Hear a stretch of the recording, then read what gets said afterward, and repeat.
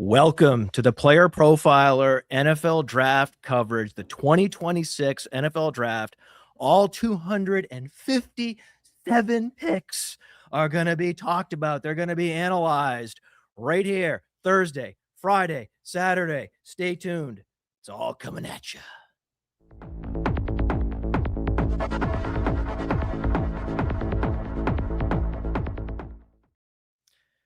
We kick off the program with a half an hour before the first pick is in. We know what that pick is going to be, and we will acknowledge one Memphis Young. This program, all 257 picks will be dedicated to Memphis Young. He was with us not long ago. He was with us in Michigan at the big NFL draft extravaganza we had there, and he is very much missed. I know many of you really, he had the most regular show on the program. You knew when to tune in to see the Dynasty Warzone, and that was a habit that a lot of people had for many years. And it's a hole in our lineup that we can't fill. And we're gonna just do our best today to cover these picks as he would want us to. And we're gonna start by talking about the first pick is going to be one Fernando Mendoza. I think we know who that is and what that's all about. Everyone's talked about that, so we're going to be quickly starting our discussion about what happens if. There's going to be a lot of what happens if for the next 25 minutes. Cody, myself, Alex, and Maddie, they're all here, and we all submitted our mock draft contest to the Huddle Report. And mine's up on playerprofiler.com. So is Maddie's. RosterWatch. Be sure to check out RosterWatch. There you can find Alex's mock. You can find Cody's mock. The first round is what we're judged on at the Huddle Report. And last year, I should mention that I won the contest among this group. And we have a bet. And the loser will pay a price that is very dear and very embarrassing. And we'll talk about that later. We'll get into that. What the price to be paid. I really hope I don't have to suffer the consequences of having the worst draft, the worst mock draft. Cody, what are some key things that you want to talk about today that you're looking for, that you're excited to discuss? Honestly, it's kind of starts, obviously we want to know how many fantasy guys are going to come out. That's like first and foremost is like, where are these guys going to land? Where can they help us in fantasy football? And can we potentially get a full first round of rookie picks out of this thing that actually matters? But I think for me, like NFL draft wise, it really comes down to what happens here with pick 2 and 3 and what direction do the Jets go first off with it's perceived to be edge. And then with the Cardinals, do the Cardinals trade out? Do they bend the knee to the owner and go Jeremiah Love? Do they do the thing and go Ty Simpson, the quarterback from Alabama? That, you could have told me 6 months ago that would happen. I would have believed you. I think that's kind of where it begins and where my head starts with this draft is at 2 and 3.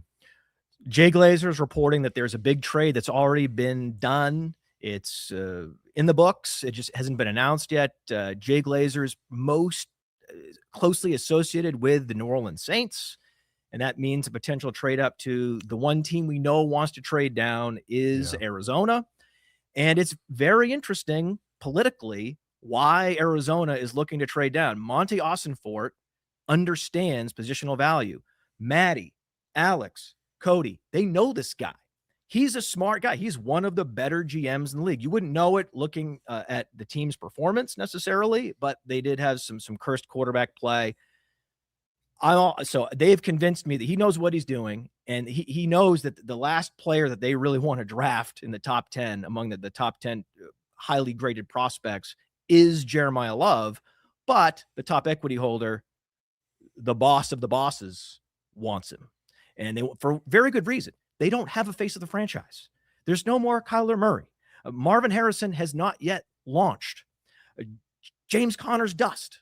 So they need a face of the franchise. They need to sell jerseys. They need to create some excitement. So I understand why Bidwell wants to bid up and secure Jeremiah Love, but I also understand why Ossenfort wants nothing to do with it. And so if you're Ossenfort, the only way out of this political pickle is to trade down. And now we hear the Saints want to move up. And so the early speculation is that trade partner is Arizona. Arizona then would get to trade down, and it would fix the glitch. It would solve all of Austin Fort's problems to trade out of this pick.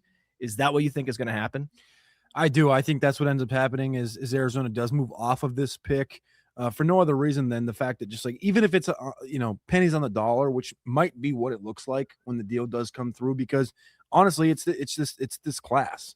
And when you think back a couple of years ago when Arizona was picking third and they traded down to 12 with Houston, that was the 12th pick. That was a 2024. So the following year's first and second. And then I believe it was like the 34th pick in that draft. So again, you're moving down 9 spots. You pick up the early second, and then you pick up next year's 1 and 2.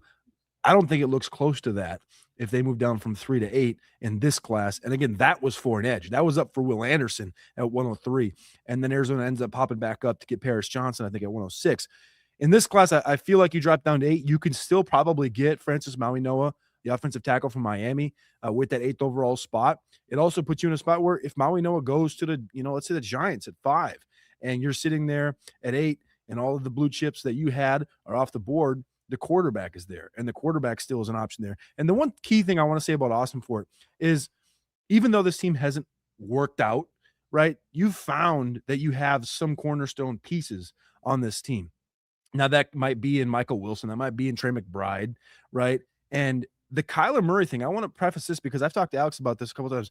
The Kyler Murray thing happened. The contract extension happened the year before Monty Ossenfort got there. So he technically still hasn't gotten like a quarterback in his regime that is really of any essence. I mean, they got the Ossenfort apologists are quick to remind you of this. No, but he literally hasn't drafted a quarterback of any stature at all. So it's usually as a GM you might get 2 guys. You for sure get 1, but you might get 2. And I think that there's thought out there that, like, me and Alex have been obviously on Monty Ossenfort. We've been big proponents of him, big fans of his process.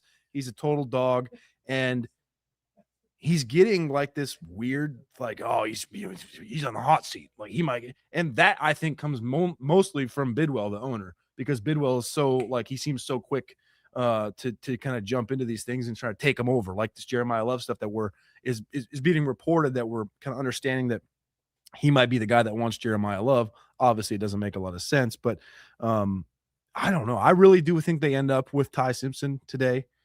I think that's the biggest takeaway more than anything. That became like the favorite, is that, like, when you land, like, projecting obviously outside of, the number 1 pick, like, oh, Mendoza, what team's going to be connected to him? The Raiders. But the fact that, like, Arizona was always expected to trade into round 1 from, early in round 2 to get a Ty Simpson, and it ended up going to like -200, -300 to get Ty Simpson, was always wild to me. But it's the one thing. I think there's sleeper spots in Pittsburgh. I think that the Jets are potentially a sleeper spot. I think they're focused on 2027. But Arizona makes all the sense in the world. It just depends on really when. And then you also got to be paying attention, if you do trade down, what if the Rams try to get ahead of you and snipe you for Ty Simpson? Well, that's not going to happen. I don't see it. The Rams want to win a championship. The last thing they need is a player that's not going to help them, because if Matthew Stafford goes down, they're not going to win a championship. It's not going to be in the range of outcomes. So why would you take an insurance policy when you're pushing all your chips into the middle of the table? It doesn't make any sense. Because then you got Stetson Bennett and in week 13 and you're 10-2. Okay, so Stetson Bennett's not winning you a championship. Ty Simpson learning 12 weeks behind Matthew Stafford. Stafford goes down with a back injury. Simpson steps up. There's a much better chance that you can run the table or get close with Ty Simpson than You're right. There is a scenario. There is a particular scenario. Matthew Stafford misses 4 games where having Ty Simpson helps your team. That is true. Okay, you got me. All right, but that's a pretty thin thread. That's the difference between winning championships and not. What's fun about day 1 is that we get all of the super hyper relevant fantasy assets, the guys that are going 101, 102, 103 in dynasty rookie drafts. And we have a fantasy desk manned by Pete Nova and coach Jeremiah Retzlev.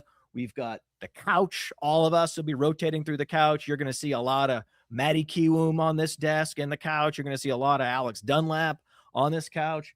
And at this desk, we've got player profiler teams manning the studio. the news feed, the social media feed. We've got we've got a lot of contributors.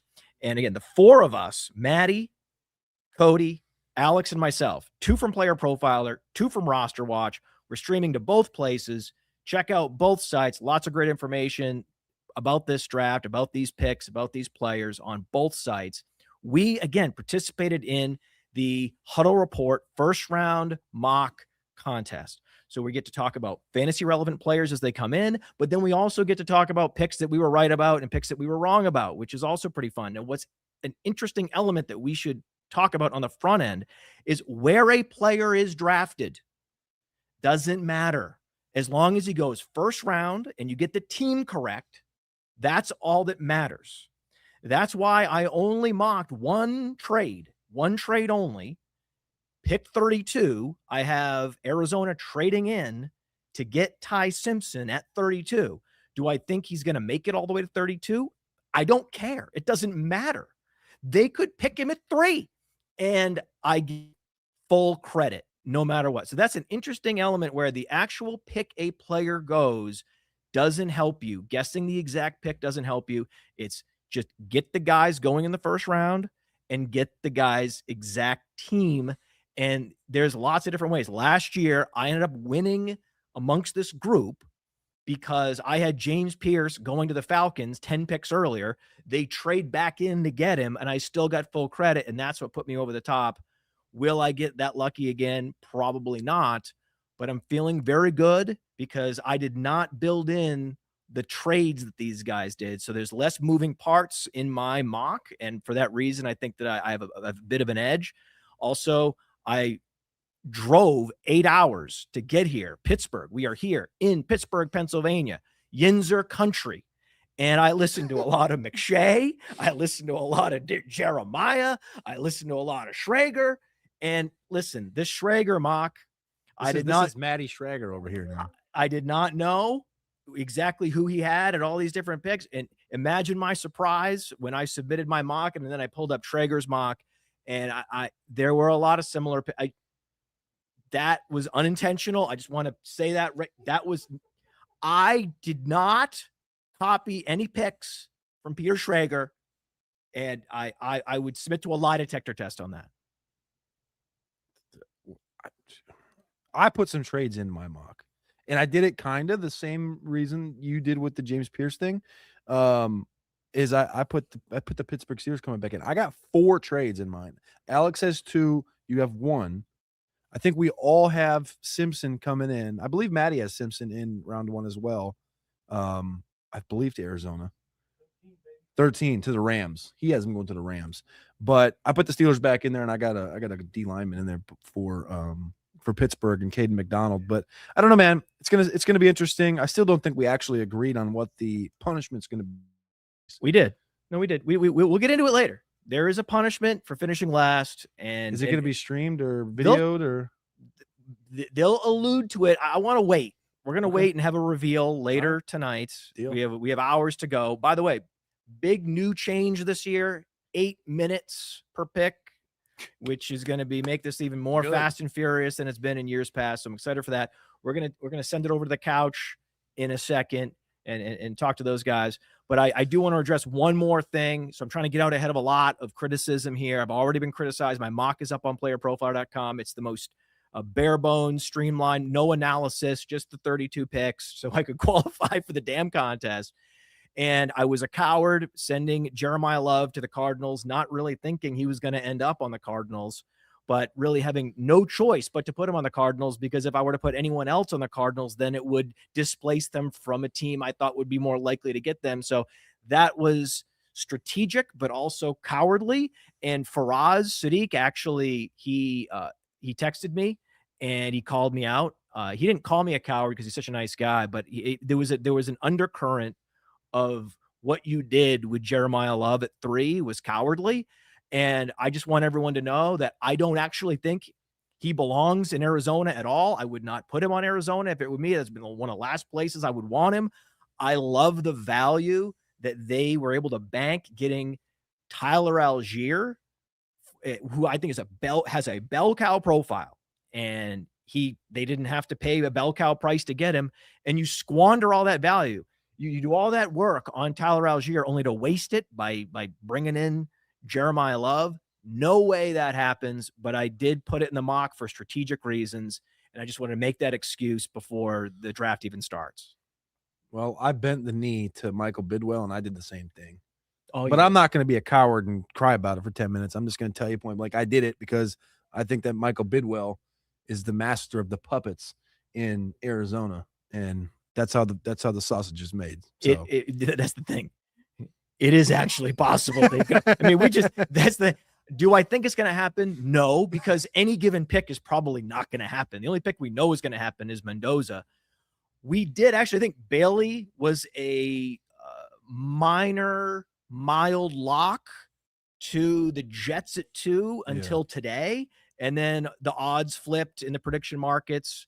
But the analysts that we trust, there was a consensus, a small sample consensus among the top analysts that Bailey to the Jets is going to happen. So that's why I think a lot of us here in this room, you can see we have an open concept show today where, we're going to be playing some ping pong, and we want you to be able to see everyone else that is here in our background. So that was a conceptual execution of the studio layout that we had. We've learned a lot of lessons. This is draft number 5 for the Player Profiler team, and we are going to kick it over now to the couch.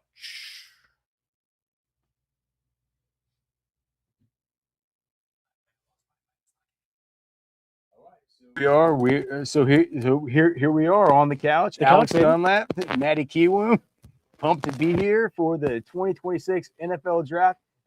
I'm pumped to be on the couch. The couch is the most comfortable place in the basement. I mean, look! I got my legs crossed. Look at me. Look at us. We're sitting here drinking Miller Lights and sitting on a couch. It's perfect. So it's a much better assignment than having to be at the stodgy main desk over there.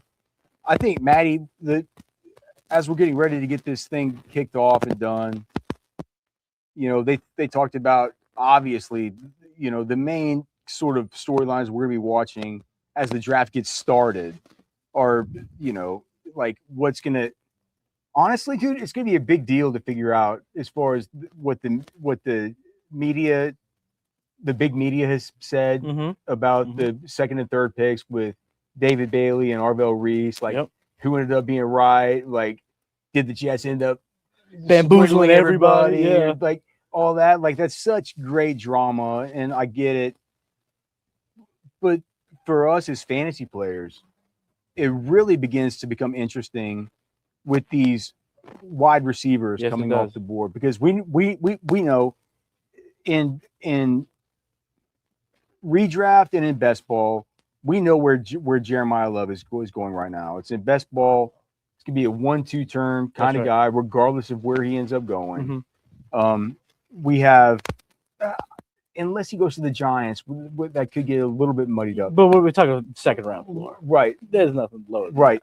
But with these wide receivers. Right. Now, and especially with the top 3 that are going to be the sort of the focus, let's just focus on the top 3. Okay. So those are the guys we know are going round 1. Right. We know they're going to be called tonight. And we know that they're going to be going probably all gone. I think, do you agree that the floor, the drop dead spot is 16 to the Jets? I believe for Carnell Tate, Jordan Tyson, Mekhi Lemon. I agree. Yeah. I mean, these receivers have been steamed up throughout the entire process. These were 3 guys that we were expecting maybe to go 20s. Remember a couple of years ago, the JSN, Zay Flowers, Quentin Johnston, the 1, 2, 3, bing, bang, boom. But all these guys have been steamed up. Now we're talking about Jordan Tyson going 5th overall. We're talking about Carnell Tate going 7th overall. Mekhi Lemon might be 13th, 16th is probably the last bit of it. Oh, dude. We're going to get 3 guys in the top half of first round, which immediately becomes the 102, the 103, the 104 in your 1 QB leagues, right? Your rookie drafts. And they're probably going to have pretty expensive, redraft value as well. Whenever I think about what's about to happen and why it's so consequential for us as people who, care some, I care about the NFL draft first. The NFL draft is the best. I love the The NFL best. draft first and foremost, but dude, I really, really care about my dynasty rookie drafts. Mhm. They're going to be starting on Sunday for most leagues, right? And I just wonder, is there that big a difference for you between Carnell Tate and Jordan Tyson at the very top, or maybe you have Mekhi Lemon in that No, same? Mekhi Lemon's. It's like so. My rankings as of right now, I got Tyson at 1, Tate at 2, ... Mekhi Lemon at 3. But Mekhi Lemon at a tier that is a tier that's not within Jordan Tyson and those guys and Tate, but also not in the tier of the other 3 that we think might go first round. Right? Yeah, that makes so. As I see it now, Tyson, Tate, that's a tier. Mekhi Lemon, he could get caught up if Denzel Boston, Casey Concepcion, if they land. You're saying that they might be in that same tier with Lemon. Oh, I'm not sure. I'm not sure that I can abide by that. I see. That's where I'm not. I didn't grade Lemon out all that supreme as opposed to the next guy. Well, dude, I just. Okay, well, this isn't where I was planning for this to go. Well, let's talk about it, baby. We're on the couch. Well, right. I look at Mekhi Lemon, a guy. All right, so Biletnikoff Award winner, right? Yeah, but your boy Cody said the worst Biletnikoff winner of all time. Do you believe it? I am not a I'm not a Biletnikoff Award voter. I've talked to Cody before about this. The worst Biletnikoff Award winner of all time. Thank you. Statistically, look, the least efficient Biletnikoff Award what do winner you since the first Biletnikoff Award winner. See, we were on different couches. I didn't know the divide in this couch was Mekhi Lemon. What do you think about Cockamamie PFF and their wide receiver grades? They don't exist anymore. Dude, you gonna put me on blast for PFF right now? It's not as good as it's player profile versus PFF, bro. You know what I mean? No, but what I'm saying is that he graded well. But when he graded out as the number 1 as the top wide receiver. Yeah. Right. And so I'm not saying that, but like the yards per route run is ridiculous. Yeah. He had a really good teammate in Jacoby Lane. Like it's a situation with Mekhi Lemon, a guy who came into college playing DB that has a real-time understanding of route extension points, and like he's very, very crafty. And I can understand people say at the NFL level, to some degree I almost agree that maybe he's going to have to be slot. Well, let me ask you this: so how's your top 3 ranked? Let's start there. My top 3 receivers. You have Carnell Tate, Jordan Tyson. Okay, so we're in lockstep here. So let me ask you this: Mekhi Lemon goes 13 to the Rams, so he's the number 3. Which is Denzel Boston, Casey Concepcion goes to the Browns, goes to one of these teams where we're talking about. Hold on. So who goes to the Browns? The next tier guys, whoever your favorite is: Boston, Concepcion, Omar Cooper Jr. Who's your number 4? He goes to a spot where we're seeing a runway for 110 targets. Could he jockey? He jump over Mekhi Lemon. Well, that's where I'm thinking. Yeah, he can. No, I think before we get to those next 3, which are for me, Casey Concepcion, then Denzel Boston, and then Omar Cooper, which in some way during this whole process has become something where it's like I'm contrarian somehow about not thinking that Omar Cooper is like a lock to. I'm with you on that. I am 100% with you on that. I looked at his over under today. It's like 23.5. Yeah, he's a lock route 1. And so, yawn. I just think that. Excusez-moi. You can't say that to the couch, Hefe. El Hefe. Come sit down. We're talking about receivers here. Hold on. Are you we're boring? Are you saying yawn about Casey Concepcion or about our content? Cooper. Oh, okay. All right. Cooper is Gasp a of yawn relief here. fest. Okay. I thought you were talking about us. I thought that was coming at the throat. I thought he was saying I want to put him in the first round it's at all. tough, right? It was tough to do. I hated it. I love Elijah Surratt too. I love Elijah Surratt. I love Elijah Surratt. Let's talk about Surratt. He ain't going no. tonight. But I love Elijah Surratt. Yeah. we don't need to talk about him tonight, but dude, like that guy's he could be a supercharged, Dog. like a supercharged Michael Pittman. Yeah, 15 So- touchdowns in so- college. I will say this though, like let's get back to the thing about the top. three. Okay. The couch So- gets derailed. So, whenever we think about it, let's just say Carnell Tate goes. Let's say Carnell Tate goes off at 7. Commanders. Yep, makes sense. He was saying that he would love to be with Jaden Daniels, and what a great spot, all the rest of it. But then let's say Jordan Tyson, let's say the Dolphins take him at 11 to snipe the Cowboys, who might have something brewing right now with George Pickens, who just signed. That's right. So, like with that, Jordan Tyson in an offense, and I understand. Like they're like, oh, it's a new coach. It's Malik Willis. It's all this stuff, right? You get right in 100 targets if he goes to the Dolphins. Dude, we're talking could pencil Tutu in. Atwell, Malik Washington. Right. Like we're talking like that's Jordan Tyson's. Like, have you watched Jordan Tyson? No, Jordan Tyson's sick. And from all reports, his private workouts were awesome. Jordan He's healthy. Jordan Tyson as a Miami Dolphin or Carnell Tate as a Washington Commander. Who do you take first? Well, I'm taking Tyson. I'm going into tonight with Tyson ranked higher.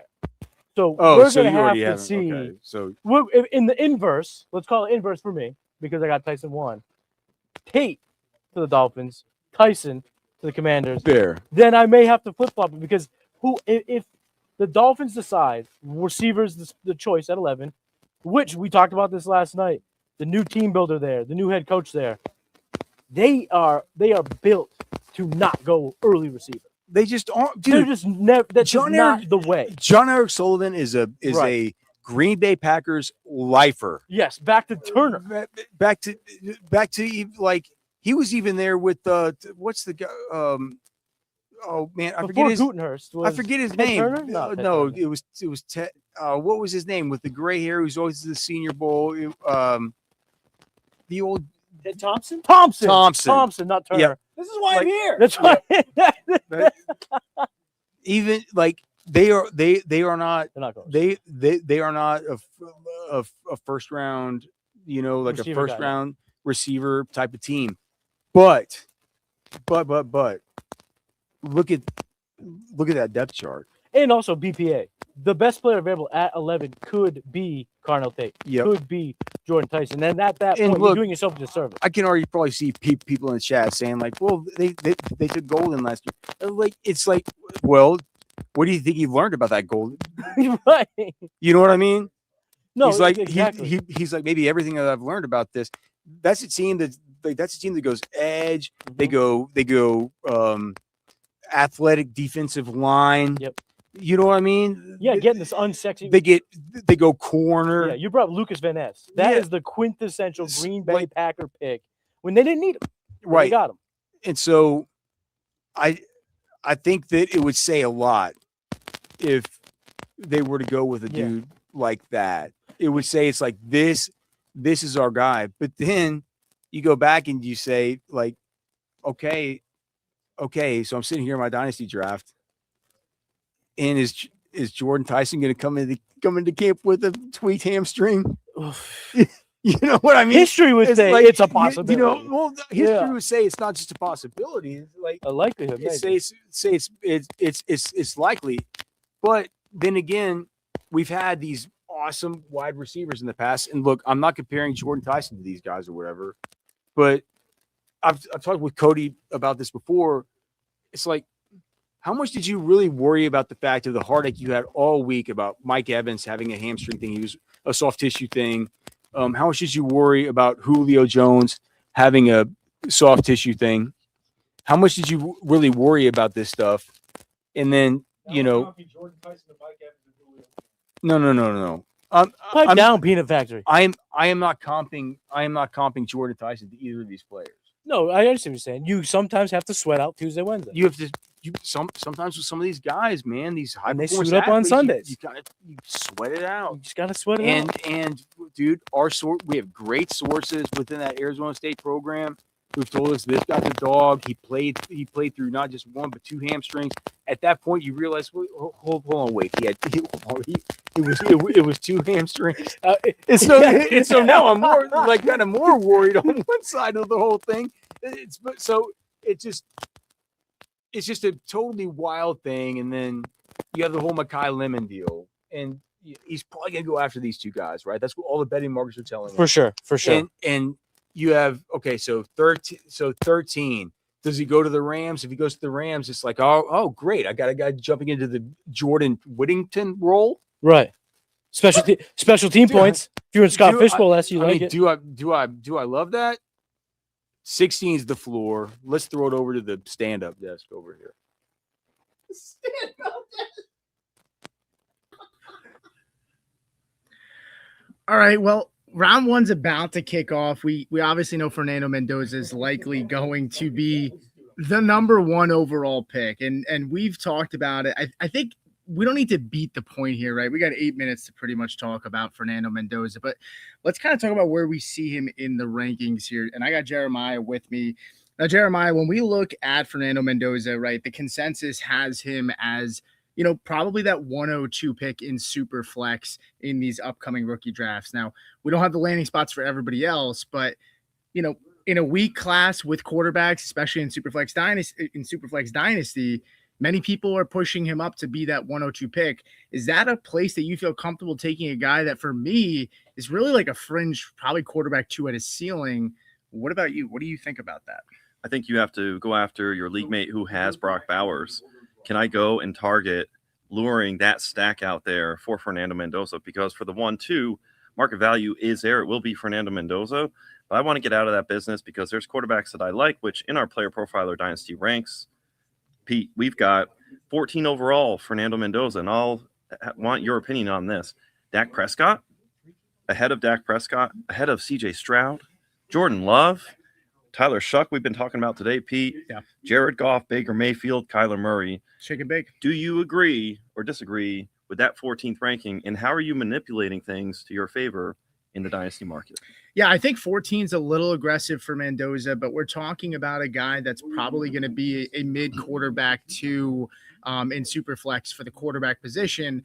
And with the youth on his side, that's why he goes ahead of guys like Dak Prescott in our rankings, who's 32 years old, right? And so if you look at the player profiler rankings and you just look at just their age and their lifetime value, Dak Prescott has a lifetime value of 152. Fernando Mendoza has a lifetime value of 164. And this guy is 10 years younger than Dak Prescott. So if I'm looking at that and I'm playing Dynasty and I'm sitting here saying Dak Prescott is going to, based on from a lifetime value standpoint, is just 10 points lower than Mendoza, who's 10 years younger than him, that tells you all you need to know. We believe that Dak Prescott has high-end QB1 value. It's just a matter of how long can he be on the field, how long is his career going to last, and how long can he be at the top of the league for fantasy football as long as he's healthy and these weapons stay with him. We talk about weapons. George Pickens is another guy that we're going to probably get into at some point today.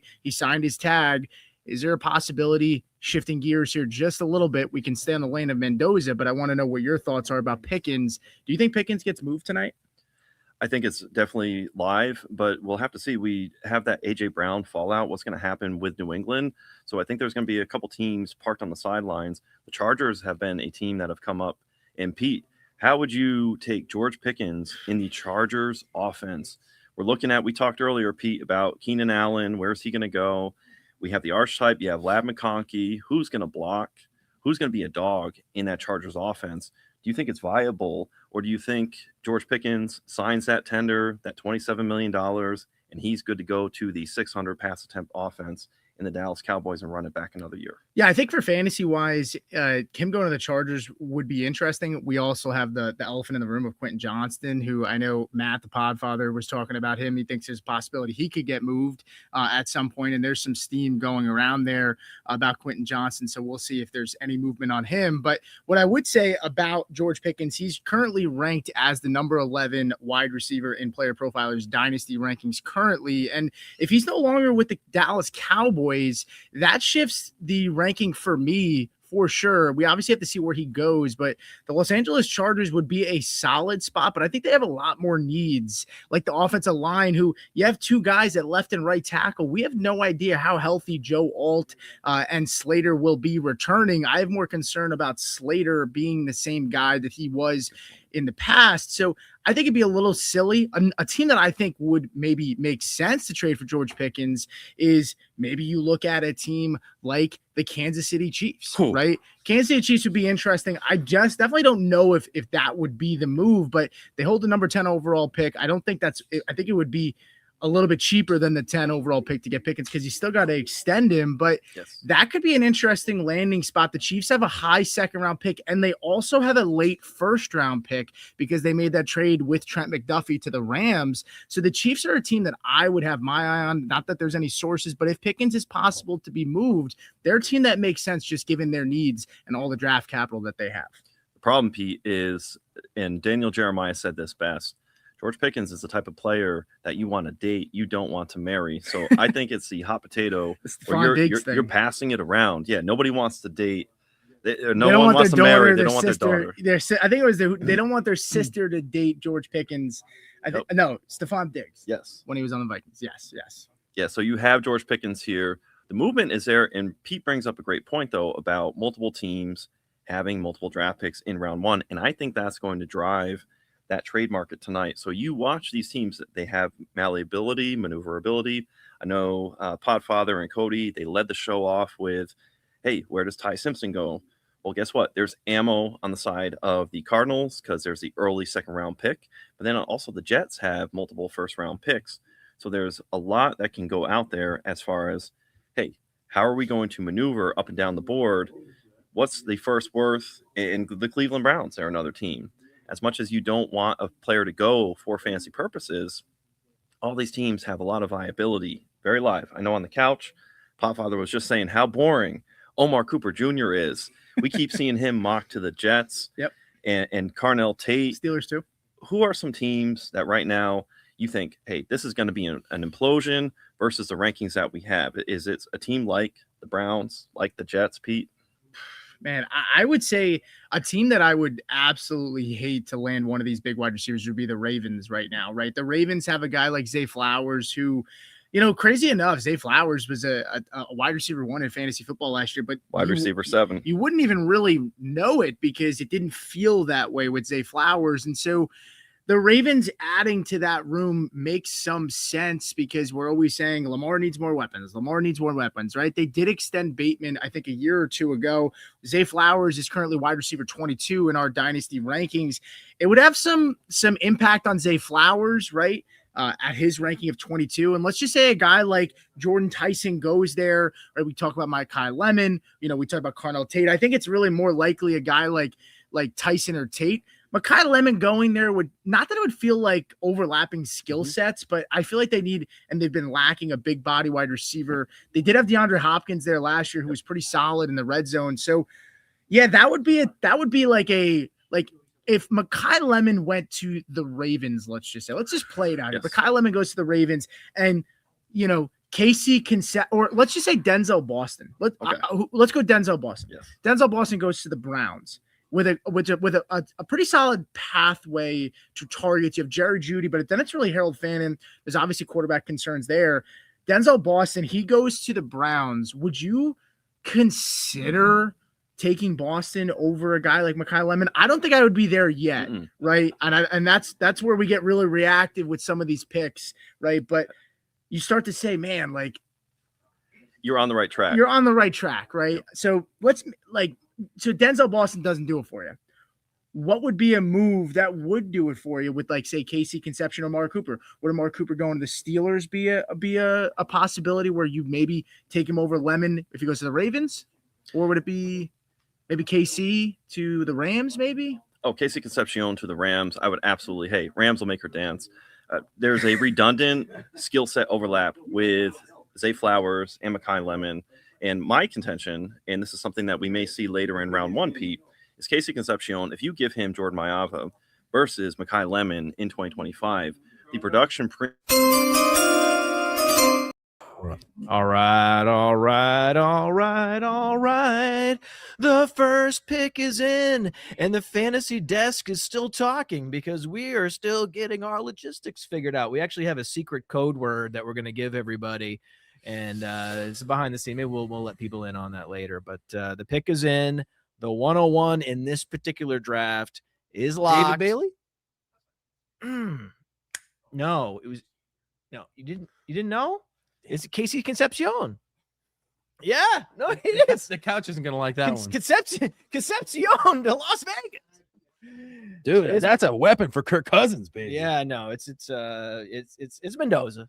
It's Mendoza as it always was, and I like Mendoza a lot in Superflex. So what we're going to be doing a lot today is talking about these players, especially the offensive players, the skill position players in particular, in the context of fantasy leagues, but then even more specifically in the context of dynasty.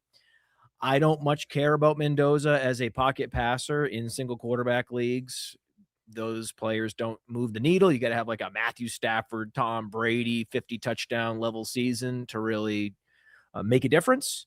Typically, you want some mobility with these players. So in single quarterback, I'm not going to be pushing the button on Mendoza at all. But in Superflex, I am of the opinion, I think probably 70% of people I talk to believe that this is the right tactical move, is that you just swallow the medicine at the 102 in Superflex and 2QB dynasty rookie drafts and just go with the quarterback that you know is going to play out his full rookie contract, is going to have every opportunity to succeed. And because he took Indiana of all teams, Indiana, he took that football team. I mean, I was a football manager at Northwestern, and that was the one game we knew we could win. And this is, what about Purdue? Many years ago. They had Drew Brees. That was Drew Brees. Yeah, they had Drew Brees. That was Drew Brees. Yeah, they had Drew Brees and a guy named Strickland, who was a wide receiver, was unbelievable. Anyway, so we lost on a 99-yard pass in the final minute of the game where Drew Brees was scrambling around in the end zone and Sutherland. Was it Sutherland or was that what was Iowa? Anyway, Strickland or Sutherland, whatever. And 99-yard pass, it was fluttering right by my head, actually. But he caught it. Unfortunately, it didn't go out of bounds. He caught it for a touchdown. We were toast. Our corners were awful.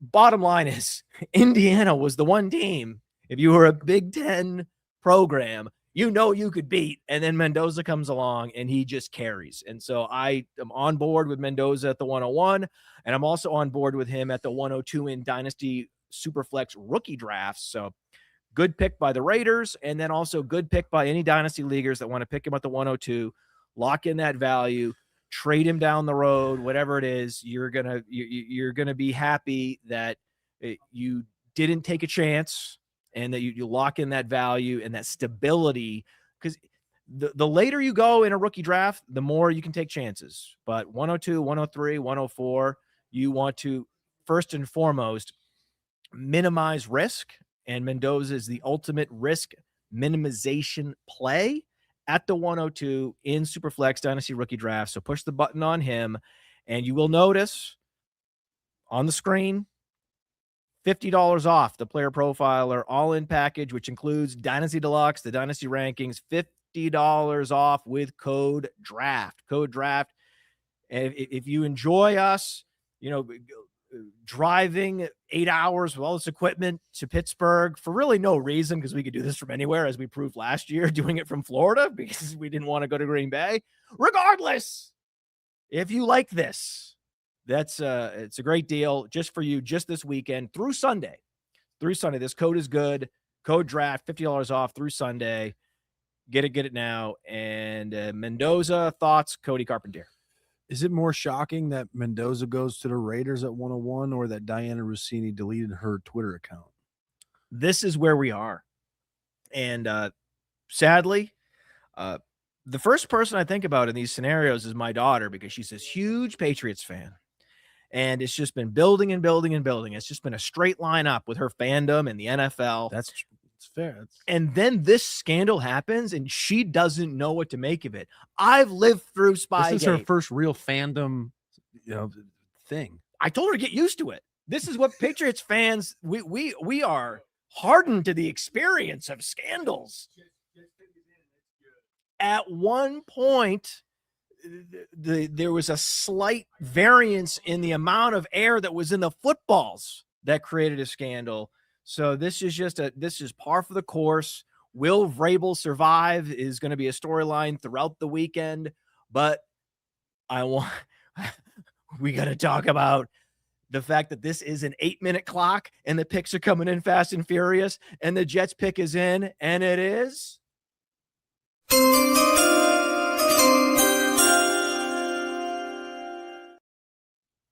edge rusher from Texas Tech, David Bailey. Yes, we got it. Did you get it? Yes, sir. Yes, we got it, dude. We got it. This is not an Arvell Reese table right here. So that's where we're at. David Bailey goes 102 to the Jets. This thing was back and forth, back and forth, back and forth, back and forth, Back and forth. back, forth, and now back to David Bailey on draft night. It's official. Aaron Glenn finds his Aiden Hutchinson type in the edge rusher from Texas Tech, and David Bailey, formerly from Stanford, the best pure edge rusher in this class, a pass rush, professional, I guess you'd say, where Arvell Reese is more of a project coming out of Ohio State. He might be this next pick, depending on what the Arizona Cardinals do. But David Bailey, they do the right thing here and take David Bailey, the edge rusher from Texas Tech. So we're going to start arguing right away. Reese is not a project. He's super versatile. I love that the hyper. He's a project as a pure edge rusher. Incredible versatility does not make a guy a project. Yes, it does. He's not Micah Parsons. He has Micah Parsons in his range of outcomes. He's just not there yet. He's a linebacker that is working to become a full-time, full-blown edge. He, in an interview a month and a half ago, said that on a specific play, he did an interview with a media personality, and the guy said, "This is my favorite play of you." And he pops it up on the screen against Penn State, and it's him bending the edge and almost getting a sack. And Arvell Reese says, "I don't even know what my technique was right there. And honestly, I didn't even know what I was doing. He told me on the sideline that I need to aim for this part of his body, his shoulder, and attack it, and then dip and rip. And I'd never done that before." So he was literally learning the position. Okay. 8 months ago. Okay. And so he's not a full-blown professional as an edge rusher yet. He's a developing edge rusher. Okay. Oh, fine. That pick, my correct pick there was mostly due to a preponderance of evidence from the most plugged in insiders that I trust. This was very much an insider pick. The people that have the most information with the most connections around the league were fairly certain that it was going to be Bailey. And I found that very interesting in the prediction markets on Polymarket and Kalshi. I checked Kalshi just before we went live, and the Reese was the favorite. So you could make some real money on Kalshi if you just listen to like the historically best analysts in this game. And that's what you do. With pick 2, we're not trying to get cute. If there is a consensus forming around the most plugged in people, you just go in that direction. That's a lesson I've learned over the years. And that one's for Faraz. Because Faraz, did I think that the Jets should draft Bailey? No, I would have gone Reese if I were the Jets. Or I might have even gone offensive line, knowing how much affinity I have for offensive line, as so many of you know that listen to the Decision Point. And I will also say, I need to issue an apology to one Anand Nanduri. Anand Nanduri comes with us here. He is our perpetual correspondent at all these events. He picks up their credentials from Player Profiler. He goes in, he interviews the players. He is the best. I've watched him. I've stood behind him as he's been interviewing players where I cower and he steps up and he asks great questions. He shows up and there's no credential for him because I forgot. Thankfully, he went pretty early, and now he's back. So Anand Nanduri is also here. He's going to be on the couch, and we would love to have him there at the event. I just flaked out and forgot, and I will make it up to you, Anand. But he is also here. So this is a very loaded room of smart football and fantasy minds. And then another pick is in, and we should kick it over. We need to kick this over. We're going to kick this. I saw it. Let's kick it over. I think it's couch. So we're here on the couch. I got to say this selfishly. We've done this now 3 years, right, Anand? Something like that. And I got to say, having you here is the best. We never get to yap it. We never get to yap about the draft together, Anand. So having you here, brother, it's sick, dude. Having you on the couch is even better. Dude, we're having all kinds of fun here. I haven't been on the stream day one since, I want to say 2022 in Vegas. So shout out to the chat and everybody that's been riding since then. I think that was our first one, but the Cardinals pick is in. And it sounds like if you can hear the hooting and hollering in the back, it's one Jeremiah Love. We'll see. Because I just heard Matty Kelly just say he's 3 for 3. We know who he picked. So it sounds like there's a running back going.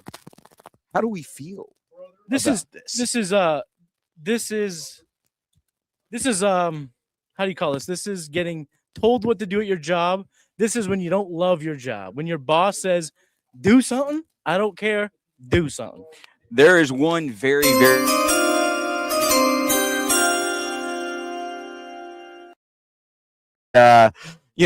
he might have worn scarlet and gray once upon a time, but when we look at this, right?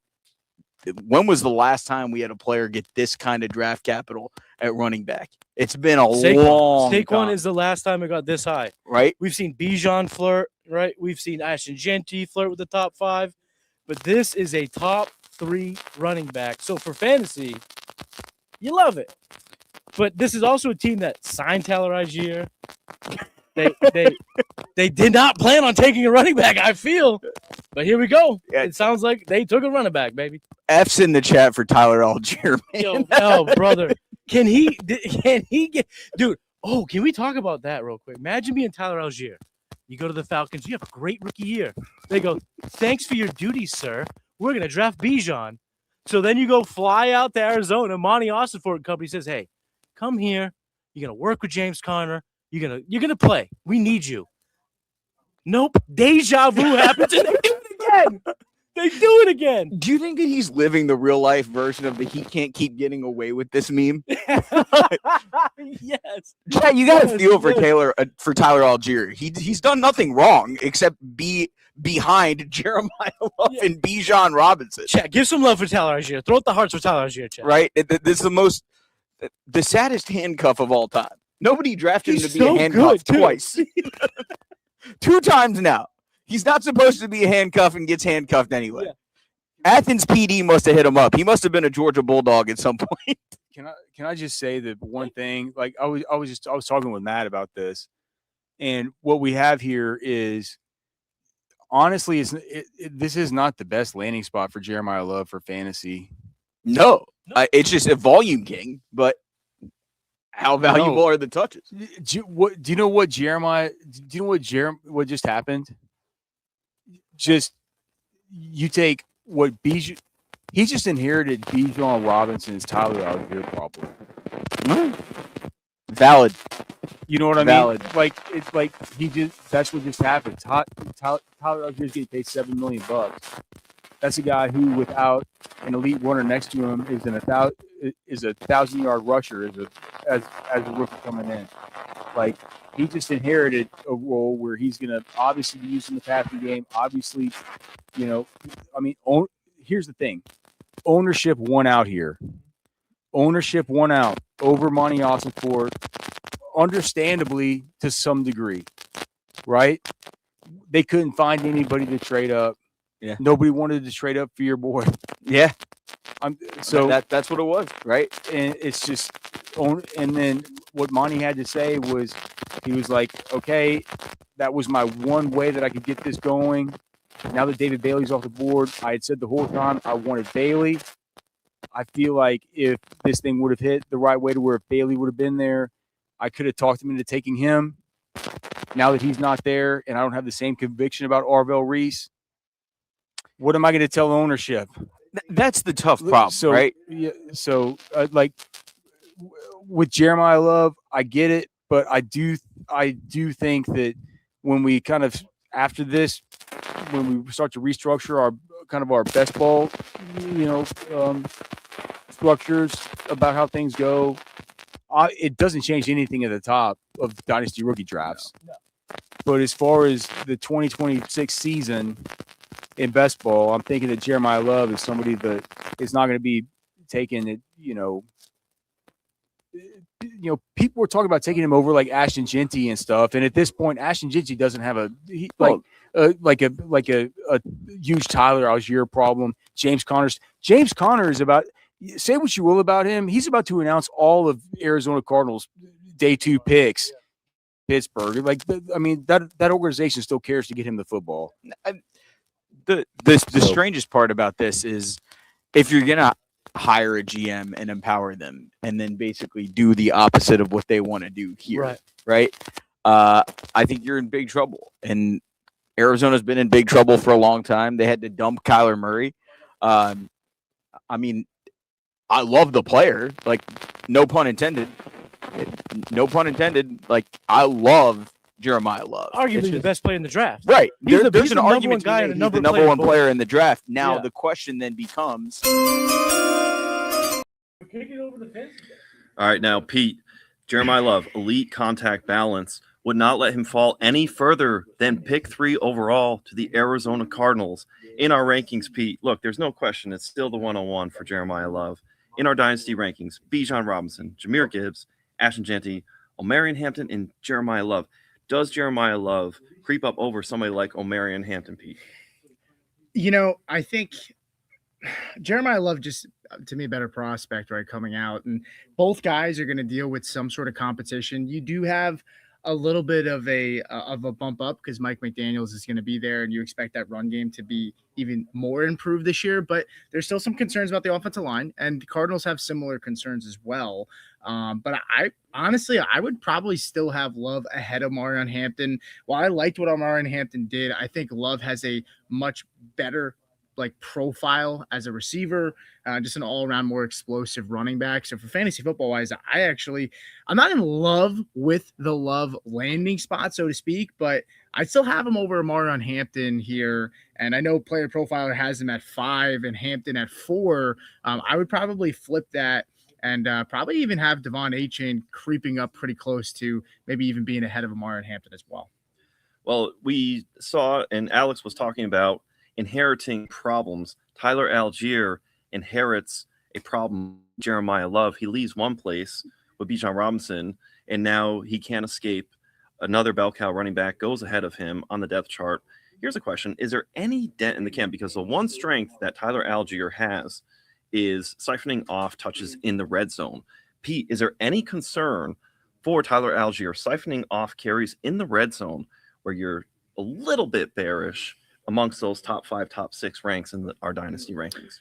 Honestly, absolutely not. I mean, you take a player at number 3 here at a running back on a team that has a lot of needs that there were talks they might trade out.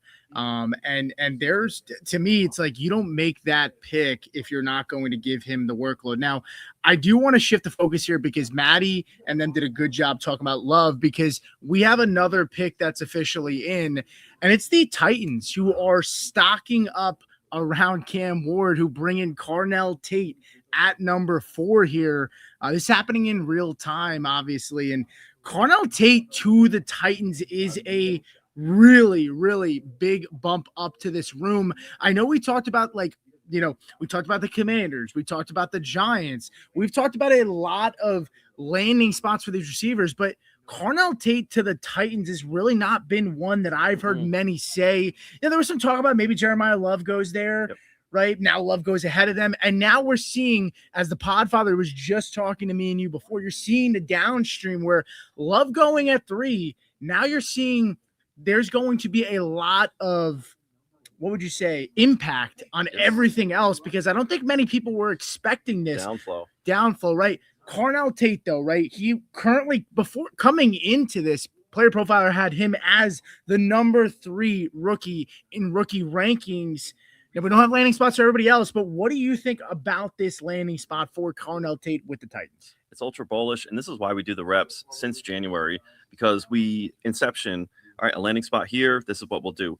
With Cam Ward and the Tennessee Titans, Cam Ward is going to get throw mode with somebody he can just lob the ball up to. Calvin Ridley was way too disappointing last season. We thought he was going to be last year's Terry McLaurin from the prior season with Jaden Daniels. We did not get that. And the Tennessee Titans saw that as a problem. And they're going to bring in somebody like a Carnell Tate. 90-10 split on slot and out wide. I want to see Carnell Tate covered up a little bit more in the split over the middle in the slot. But the beauty is you have Wan'Dale Robinson there, Pete. 190 receptions or 180 back-to-back 90-plus reception seasons. And then you have Carnell Tate out there to lob the ball up. What does this do for somebody like Cam Ward as well? Yeah, I mean, I think this is stock up for Cam Ward, and we can. I mean, this might sound hyperbolic, but when you talk about Fernando Mendoza, who coming into this draft, right, was ranked for Player Profile as the quarterback 14. You had Cam Ward actually ranked behind him. You bring in Carnell Tate, you bring in Wan'Dale Robinson, you have Gunnar Helm. You know, I mean, do you personally, if you're on the clock right now in a super flex, let's just say it's a super flex startup, right, and Cam Ward and Fernando Mendoza are there for you, which guy are you taking right now? I think what you have to do is you give the advantage to the Tennessee Titans with Cam Ward. Problem being, though, I think we're going to get bullish a weapon early round 2, somewhere in round 3. This receiver class is deep. We're going to get something else out there for Vegas. So you remember you have blue chip players in Ashton Janty, Brock Bowers out there in support for somebody like Fernando Mendoza. So the jury's not fully out yet, but this right here is huge for Cam Ward. What I would do, Pete, based on our rankings and sentiment out in the fantasy football industry, you can go and trade down from Fernando Mendoza. We're going to kick it over back to the main desk with the Podfather and Cody. We've got a couple of moves that have been completed. Obviously, the guys have been talking about the ever-interesting Jeremiah Love to the Cardinals, Carnell Tate to the Tennessee Titans. We just got Arvell Reese, the edge rusher, to the New York Giants at pick number 5. And we'll talk about that, but we have a trade that has just come in from Adam Schefter. The Browns are trading number 6 to the Chiefs, and they're going to move back to 9. So that begs the question, why are the Chiefs moving up from 9 to 6? So they're jumping ahead of New Orleans and Washington. Okay. New Orleans and Washington both need receiver. They're both threats to draft a receiver. So I believe this is a receiver, and the receiver that's got the most helium is Jordan Tyson right now. I think the logical player to target here with a move up, for whatever reason, I don't know why they're doing this. So just, it's important to note that moving up is not the right move. Yeah. Okay. Just stick and pick, because a lot of times you're going to get the guy you want anyway. You have no idea, or even if you do have an idea, you don't have any kind of certainty about who's picking what. So a lot of times the guy you want is going to fall to you anyway. It's better just to be patient, let the draft come to you. But the Chiefs, I think my mock draft has the Chiefs going offensive line. And so very much could happen. Mauioa could happen. But this trade up makes me think that because they could get him anyway at 9, they're probably going Jordan Tyson.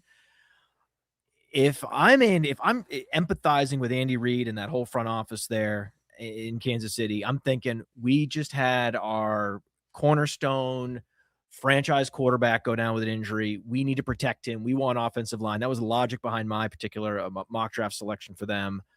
But it looks like they're thinking, no, actually, it's not about the protection. It's about improving the weaponry.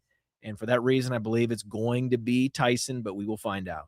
We'll find out. We haven't got the pick in quite yet. I think it's going to be coming in here in a couple of seconds. But I will say the speed at which this draft is starting to move along, the 8-minute clock is definitely, like, you can feel it. I can feel it. I have a thought here, and that is Matty Schrager.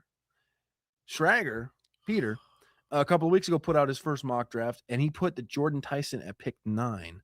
And then we've heard the last couple of weeks that Brett Veach is going to be aggressive in this draft. People thought maybe he moves up to 3, goes after a Reese, something like this.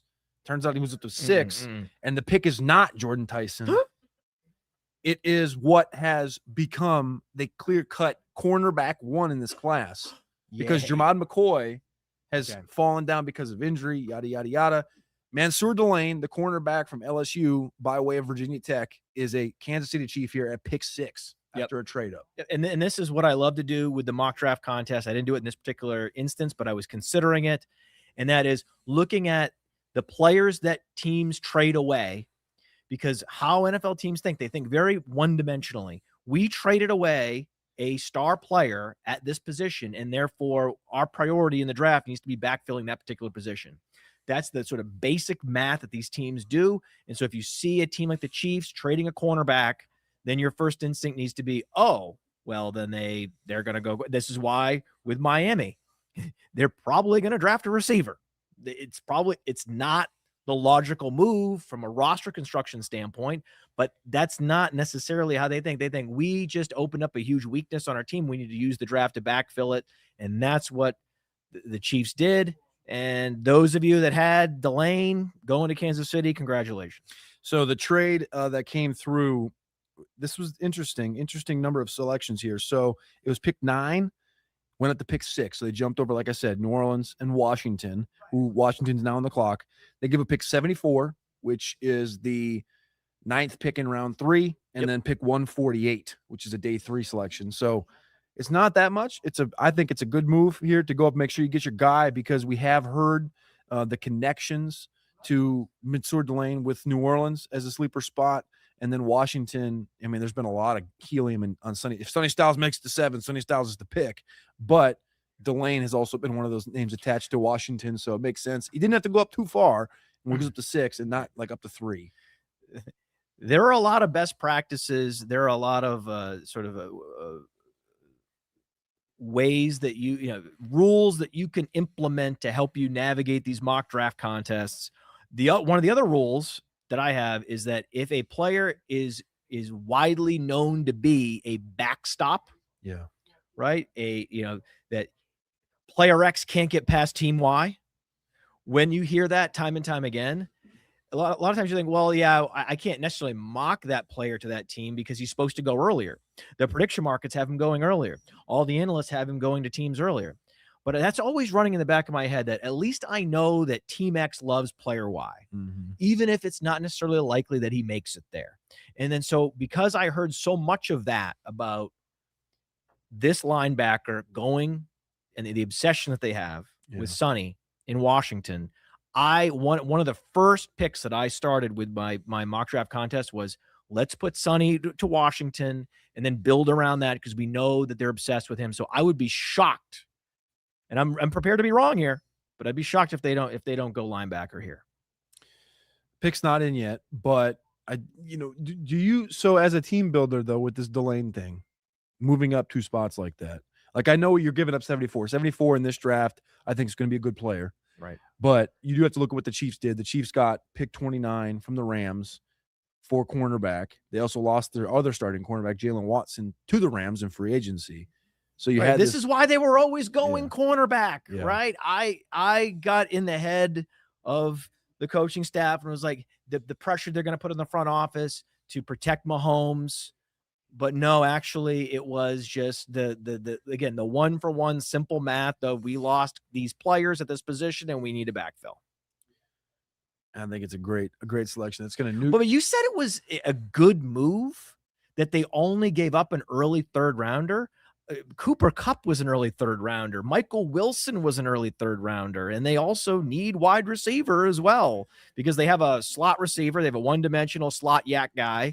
And Rashee Rice is a very good yak player, but he's one-dimensional. And then they have a first-round bust in Xavier Worthy. So I wouldn't have made I would have just hoped that he was there. Probably would have been there at 9, given all the options that New Orleans had. But they agree to disagree on the tactics of that move. The Chiefs now also have pick 29 and pick 40. So pick 29, they're going to get an option at wide receiver, potentially a Boston if he falls, something like this, maybe a Concepcion, and then also a pick 40. They'll also be on the clock as well. And I think we all pretty much know they need to go either tackle, receiver, edge.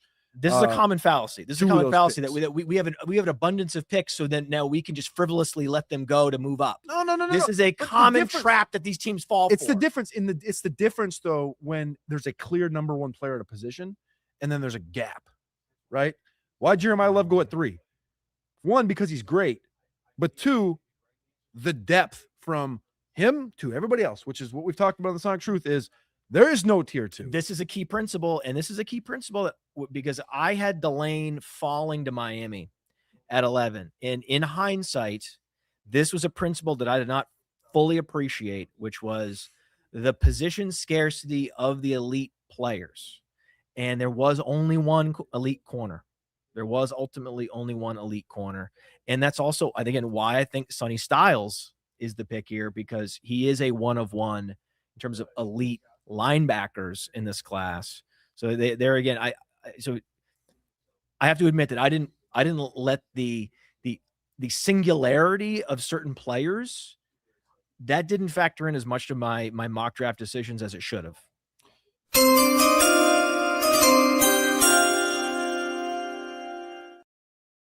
The chalk was good, and listening to Todd McShay in your drive over was a good idea, because the one thing that he pounded into our brains for the last 2 weeks was that if Sonny Styles falls to 7, Sonny Styles is going 7. Yes. Linebacker from Ohio State, Sonny Styles, I got it. Washington Commander. Am I in the lead? Am I in the lead in this room? I don't think you're leading this room, because I think you missed a couple of those picks, right? I missed some. I am not 100%, but I have 4 of 7 correct. That's pretty good.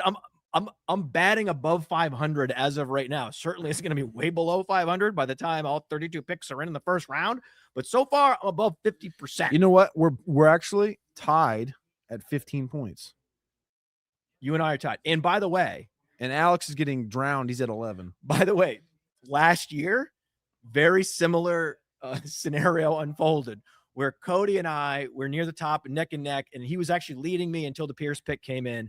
Alex was buried. Maddie was a non-factor, and that's happening again. Maddie is near the bottom of the standings. He's not? You're not? I got Delane to the Chiefs. Maddie. No, Matt- wait. Maddie- Maddie had Delane to the Chiefs. I take it back. Let me. I think you're not near the bottom of the standings. Maddie is 1 point behind Alex. He's in 131st place. Okay, he is in last among this room. Okay, you're in last in the room. He's last in the room.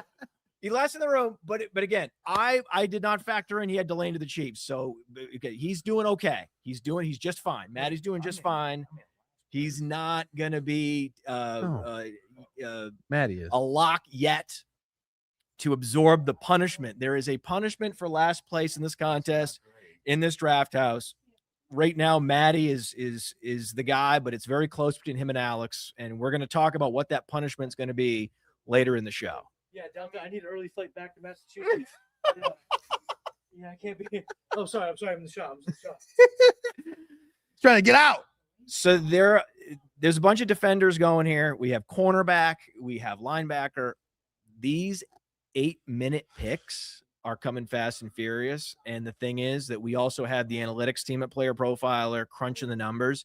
So as more of these skill position players start to come in and get picked, we're going to start to kick it more to the fantasy desk. And they're going to talk about where these players are going up and down the standings. We need to talk about Tyler Algier. We need to talk about where is he going to end up? Where would you draft him at this point? What would you trade for him in Dynasty? He has some value, I guess, as a premium handcuff, but yeah, it's also not best case scenario for Jeremiah Love at all. I would much prefer Jeremiah Love on some other teams, because Jeremiah Love now has a Tyler Algier problem, just like Bijan did, and now fast and furious, another pick is in.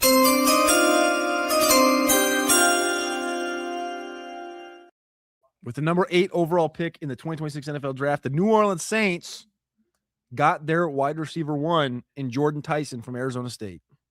Right position, wrong player for the Podfather here. I had them with Carnell Tate. Yeah, this is going to be an interesting one. I'm going to be interested to see what the fantasy desk thinks about Jordan Tyson going here, because this is a team that drafted Tyler Shough last year. They did the thing where It wasn't the favorite to go after a beat-up sixth-year quarterback out of Louisville, but they did it, and it paid off down the stretch because he was hot, and this team looked different in the last 6 weeks of the season, even though Chris Olave was fighting injury. They got Juwan Johnson there. They just picked up Travis Achan. I got that one out without a blip. Almost didn't. And then their wide receiver room sucks. So getting Jordan Tyson here, it really gives Tyler Shook an opportunity to say, are you going to sink or are you going to swim? Because if you sink, we might have to go get Archie from Texas next year. And he's got weaponry now. This is one of those sort of features of a particular pick, one of these dynamics that I don't pay that much attention to, right? I love the fit of Jordan Tyson with the Saints. He is the perfect complement to Chris Olave. The fit is better with Tyson than it is with Tate and than it is with Lemon. But when we're doing our mock drafts, that just, unfortunately, if it were us drafting, that would be a bigger factor. But with the NFL, sometimes they just happen. I think it's not something that they think as much about as we do. But in this particular case, they got it right. They got it right. The Saints have been quietly building an improved offensive line, and it's not a luxury pick at all. Just because they have Chris Olave doesn't mean it's a luxury pick. They have no depth behind Olave, and I love the pick. I love the fit, and this is really good for Shuck. This is yet another reason why you might want to bet on Shuck carrying over that tepid breakout from last year into a full-blown breakout in 2026. Now we're going to move to the Cleveland Browns. We're going to get back on the clock at pick 9. And so we've got 8 picks done in about 40 minutes, which is very impressive. I applaud the NFL for making that adjustment. You could even tweak it down to 7 if you want to. Wouldn't mind it. No, whoa. We're having a hard enough time here. No, I know, but we're having a hard time keeping up. I love chaos. I love chaos. It's fun, though. It really is fun. The chaos is fun. The Chiefs are on the clock, or the Browns are on the clock. And I just want to say one thing, that before we kick it over to their table, watch offensive line here, because this has been a spot that has been very tumultuous. We have not seen an offensive lineman come off the board yet, correct?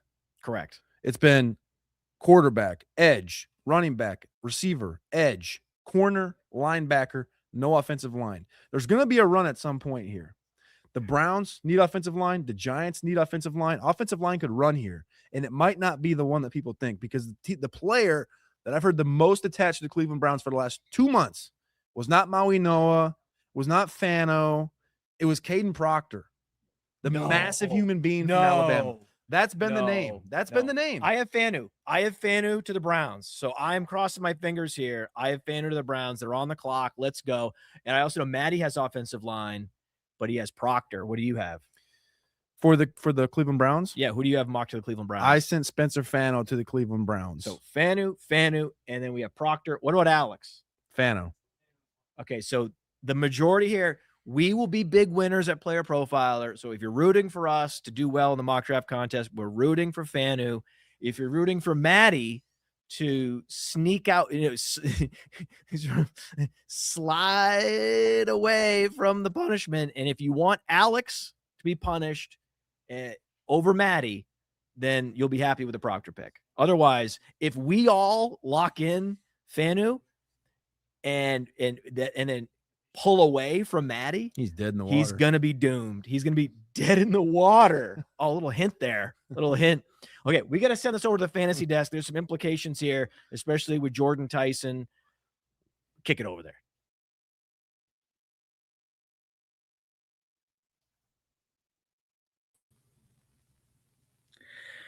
All right, Jeremiah, we've got a lot going on so far, right? Jordan Tyson going over to the Saints was not on my bingo card. I kept saying Carnell Tate, right? And Jordan Tyson now goes to the Saints with Tyler Shuck, who's year 2, right? They took him 2nd round last year. That offense looked pretty solid, right? Kellen Moore, it's kind of rounding out pretty well. Travis Etienne in free agency. Travis Etienne. They obviously did lose. They didn't really lose much, right? They had what's this that went over to Seattle, who was more really like a Rashid Shaheed was more of like a big play threat. So that was already kind of gone at the trade deadline. But with Jordan Tyson, right? You have Chris Olave, who is currently ranked in our rankings pre-draft as the wide receiver 13 for Dynasty Fantasy Football. What do you make of this, right? Is this, I mean, we had an inkling that they would add to this room. Jordan Tyson there, what are your thoughts initially? How does it affect Chris Olave, and do you like the fit?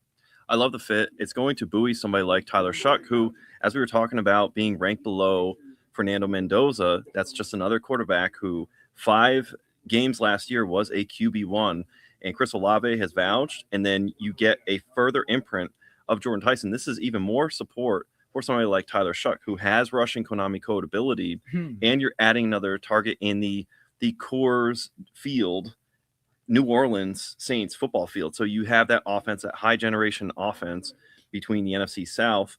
And then you have Chris Olave last year. I don't think it's going to put a dent in the can of Chris Olave. Last year, he was the wide receiver 6, 100 receptions. I still think you can print that. At the same time, though, we love Jordan Tyson, and it's been a lottery of Tate, Lemon, Tyson going to the Saints. I think this is an excellent landing spot for Jordan Tyson. It's very interesting, though. We're getting clarity going ahead of Mekhi Lemon. So it's Tate, it's Tyson, and we think Lemon will be next. We'll see what happens with the rest of the wide receiver class. But Pete, talking about who do you take? Carnell Tate with the Titans right now as it sits. So you're in a rookie draft, or Jordan Tyson with the Saints. Tate or Tyson, you're on the clock. You know, this is the ultimate I said it already, I've said it again, hyperbolic. We're reacting in real time here. And it's going to take some time to like sit down, cool off, and really think about it. But we were sitting here talking as it happened, and I said, yeah, I mean, I'm not in love with the landing spot for Jordan Tyson, right? When you factor in, you have Carnell Tate who goes to the Tennessee Titans, right? Which feels like a pretty wide open room. Like you have Wan'Dale Robinson, but you don't really have like an elite guy in that room yet. You have an established Wan'Dale who, you know, has had a good last 2 years, right? But we know he's going to command a lot of targets. Whereas with the Saints, you have Chris Olave who, let's face it, guys, I mean, many people wrote this guy off because of the concussions, but we know if Chris Olave is on the field, he's going to be, you know, the guy right now. They re-roll the dice on the position and bring in a younger player in the top 10. And where Chris Olave has been a big piece of this offense, you know, Chris Olave's contract is coming up soon too. We got to factor that in as well with the concussion history. Is that something that's factored in? And are they kind of hedging their bets in this offense while also putting more around Tyler Shuck to pull it all together here, right? Initially, I said to you, I think Carnell Tate, I'd still take over Tyson. But the more and more I think about it, Kellen Moore, this offense, Tyler Shuck is a guy that I think will open it up. Cam Ward's not afraid to take chances either, but the more and more I start to think about this long term, I think I'm willing to take the risk on Jordan Tyson. As I said, I hold the right or reserve the right to change my opinion because it could change. But the more and more I think about this, as I've had it marinate for the last 3 minutes, really, I think I actually prefer Tyson, even though the injuries are a concern. I still think I prefer Tyson long term in that offense for the Saints because I think I just trust Kellen Moore. I've seen it pulled together so far. Now, we don't know about Tyler Shuck, the long term for him, but we've seen Kellen Moore in this offense. We haven't seen Brian Daboll in that offense just yet. Well, Pete, let me pitch it to you because I think we can reverse engineer the. When we look at the defenses, run back city helps us in fantasy football. Look at the Bengals, look at the Cowboys, tops in pass attempts, and a lot of that had to do with high octane offense, high skill position players. So you have the Titans and the Saints who are building that. But then for run back city of, hey, you're going to be back on the football field because your defense gives up too many points. Which defense? This might help us break it down. Pete, being a defensive sharp mind like you, who do you think is going to be the defense that is going to put their offense back on the field more? The Tennessee Titans or the New Orleans Saints? So I'm going to answer this, but also probably give you a solid rebuttal here too, because the Saints defense is probably worse, but they're probably going to be in bigger and higher scoring games. You got to factor that in too. They're in a division that's kind of doesn't have the best defense. Now the Bucs are kind of up and coming, right? They're a couple of pieces away. I think last year they took a step forward on that defense, right? with the Saints, they're kind of scrappy. They don't have a lot of big names. Cameron Jordan's now gone. Finish strong. They did finish strong, right? Saints defense looked pretty good. And then you factor in the Carolina Panthers, they're kind of same thing. Not a lot of name, but like the point is, this is a division that plays indoors, really good weather, right? Like dome games, you got to factor that in too. Yes. And I also look at Robert Saleh with the Titans. That defense is going to be good. So while they might get on the field more, do they play more of a conservative approach where I think the Saints have a chance to really just be in more higher scoring games, which could benefit Tyson more than it would benefit Carnell Tate. And we're talking about what's live, what's not coming into this NFL draft. At Player Profiler, of course, Love and Mendoza are 1 and 2 respectively locked in. But 3, 4, 5 is Carnell Tate, Makai Lemon, and then Jordan Tyson at 5. So, Pete, what's going to be the spot that's going to make Makai Lemon usurp somebody like Carnell Tate and Jordan Tyson? Because would you agree right now, Tate and Tyson both have some bullish landing spots? Man, in order for Makai Lemon to jump any of these guys, it's gonna take a solid landing spot because realistically, here comes the Podfather. Hold on, the pick is in. The pick. Cliffhanger. No, you don't have to believe it. You know, it is. Oh, we got something good. We got something good.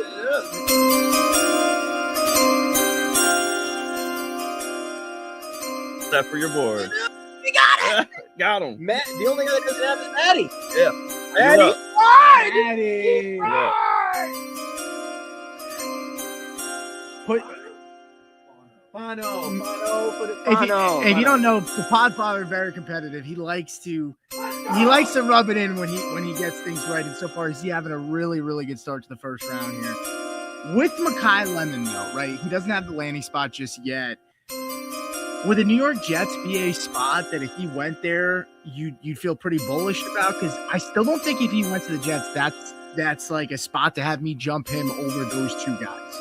I agree wholeheartedly. I'm getting more aligned, though, with somebody like Geno Smith. Early on the season, having a high volume, it could be junk volume for any wide receiver target out there for the Jets. But I would have to put Makai Lemon below Tate and Tyson because the Titans and the Saints, ironically, they're on the up and up. They're improved defenses in basically the second year of their rookie year tenure in Shuck and Cam Ward, respectively. And now you're adding another onion peel, another layer, another wide receiver. But I love what you said about the Saints. Wait. Now you have the New York Giants coming up, though. And the Giants, they kept saying it was a lot of steam. And we're not talking about Cleveland. We're not talking about Cleveland. There was a lot of steam that the Giants may take a wide receiver. Makai Lemon would be a really, really interesting fit to play off of Malik Neighbors from a comp. If Makai Lemon went to the Giants, now we're having some discussions, in my opinion, where you could make that case that I would take him over both of the other wide receivers.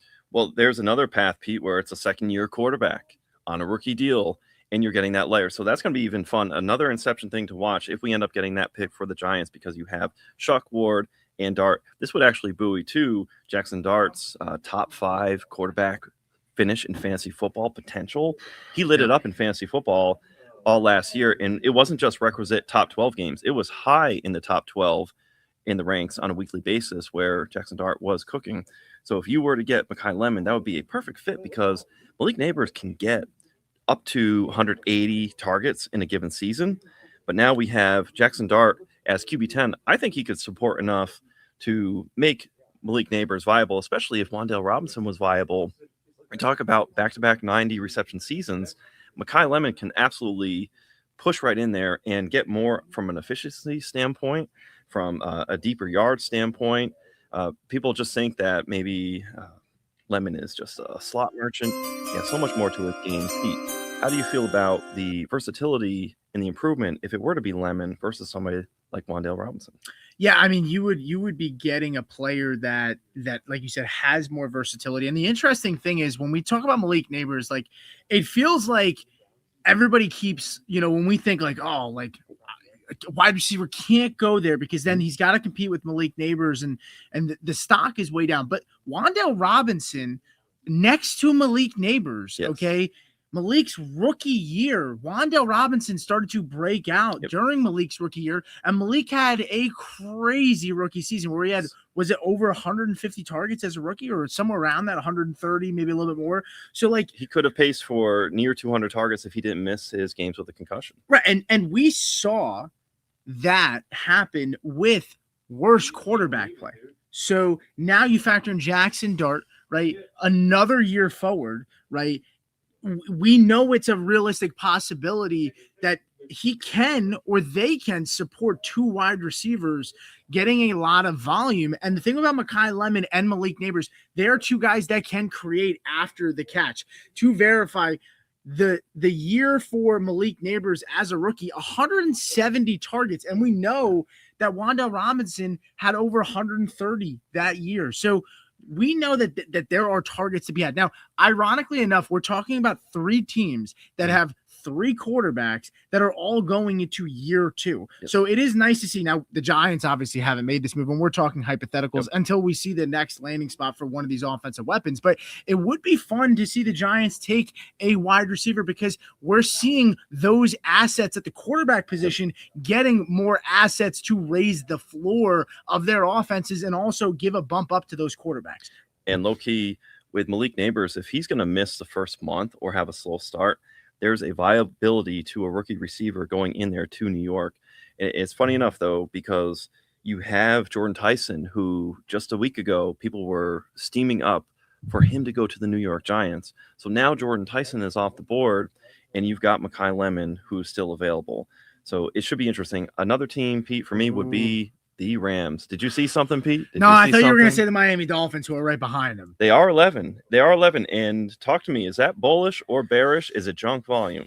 I think it's junk volume, but volume's volume, and all we care about is points. I mean, that's why people didn't want Wan'Dale Robinson for a long time, because they said, you know, the yards per reception couldn't get much better. The volume's not sustainable, but we saw it be sustainable over 2 years. But we're going to kick it over to the guys on the couch, the Podfather, and let's see what they have to say. Pick is in. Pick is big.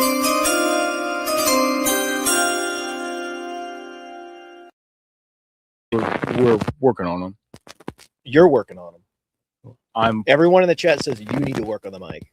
Everyone says my mic game is perfect because I'm the Podfather, and the pick is in. The pick is in. The pick is in. Francis Maui Noah is a giant. It is not. It is not Downs. It's not Caleb Downs. Caleb Downs. We had Caleb Downs. That was the consensus at the draft house. We all had Caleb Downs. I was 75%. Many people had him at 5. I know. So many had him mocked at 5. I had him mocked at 10 because he's a safety, and I was like, it's a rare thing that a safety is going to go at 5, and the Giants have a lot of needs. So I was feeling confident, but no, it's actually the need that every team has, and it's the pick that I would have made if I was the NFL GM of the New York Giants. So good job by Joel Shane. Joel Shane, good job. Because Harbaugh's in charge of the draft room. Oh, Harbaugh's doing it now. Yeah. So what is Shane's role? Is it Joel or Joe or Shane? Joe Shane. Is it Joe Shane? Yeah, I think they have a chair set up in the corner for him. Yeah. Joe Shane's over in this corner chair. I have been pronouncing his name wrong for 2 years because he's an irrelevant person and he needs to lead the league as soon as possible. And now he's just a spectator in his own draft room. Yep. And Harbaugh finally comes in, an adult in the room at long last, making the right move, the chalk move, a very Ravens pick by the Giants. So, hey, if you're a Giants fan, this is incredible news. This is a signal that this team is focusing on the right details. Great pick. I look at this and I say, man, if you watched Miami this last year, you could. It was impossible not to see what a force Maui Noah was, right? Like he is just an awesome player, and the whole thing was like, him, Fano, like both of them. It was like, well, are they right tackles? Are they left tackles? Whatever. Both right tackles in college. Fano has some left tackle Hey, experience. is white tackle important in the NFL? Well, I mean, ask the Eagles and ask Lane He's gonna play. Johnson. He's gonna play. Goddamn He's gonna play right guard, right? Like off the rip, they just paid Well, Luminor a contract. extension. they just gave Illuminor. Is that only, like, I don't know the exact details of that contract. Is that, can they get out of that after 1 year? Maybe after a year, but Yeah, I don't know. It's but the thing about that's the thing about Maui Noah. It's like, man, guard, it's easy because the difference between, like, whenever you watch Maui Noah in the run game, especially in some of those games when they got, what's his name, Fletcher. Mark Fletcher, Yeah. running back. Yeah, Like whenever they got Fletcher going, when you saw Maui Noah in closed spaces, the same kind of spaces that he would be dealing with as an offensive guard, this dude, he gets his hands on you, he is dominant. And so my main thing is, like, I can't believe that they didn't take Caleb Downs. So Downs is available. speaking of Caleb Downs, we have a trade.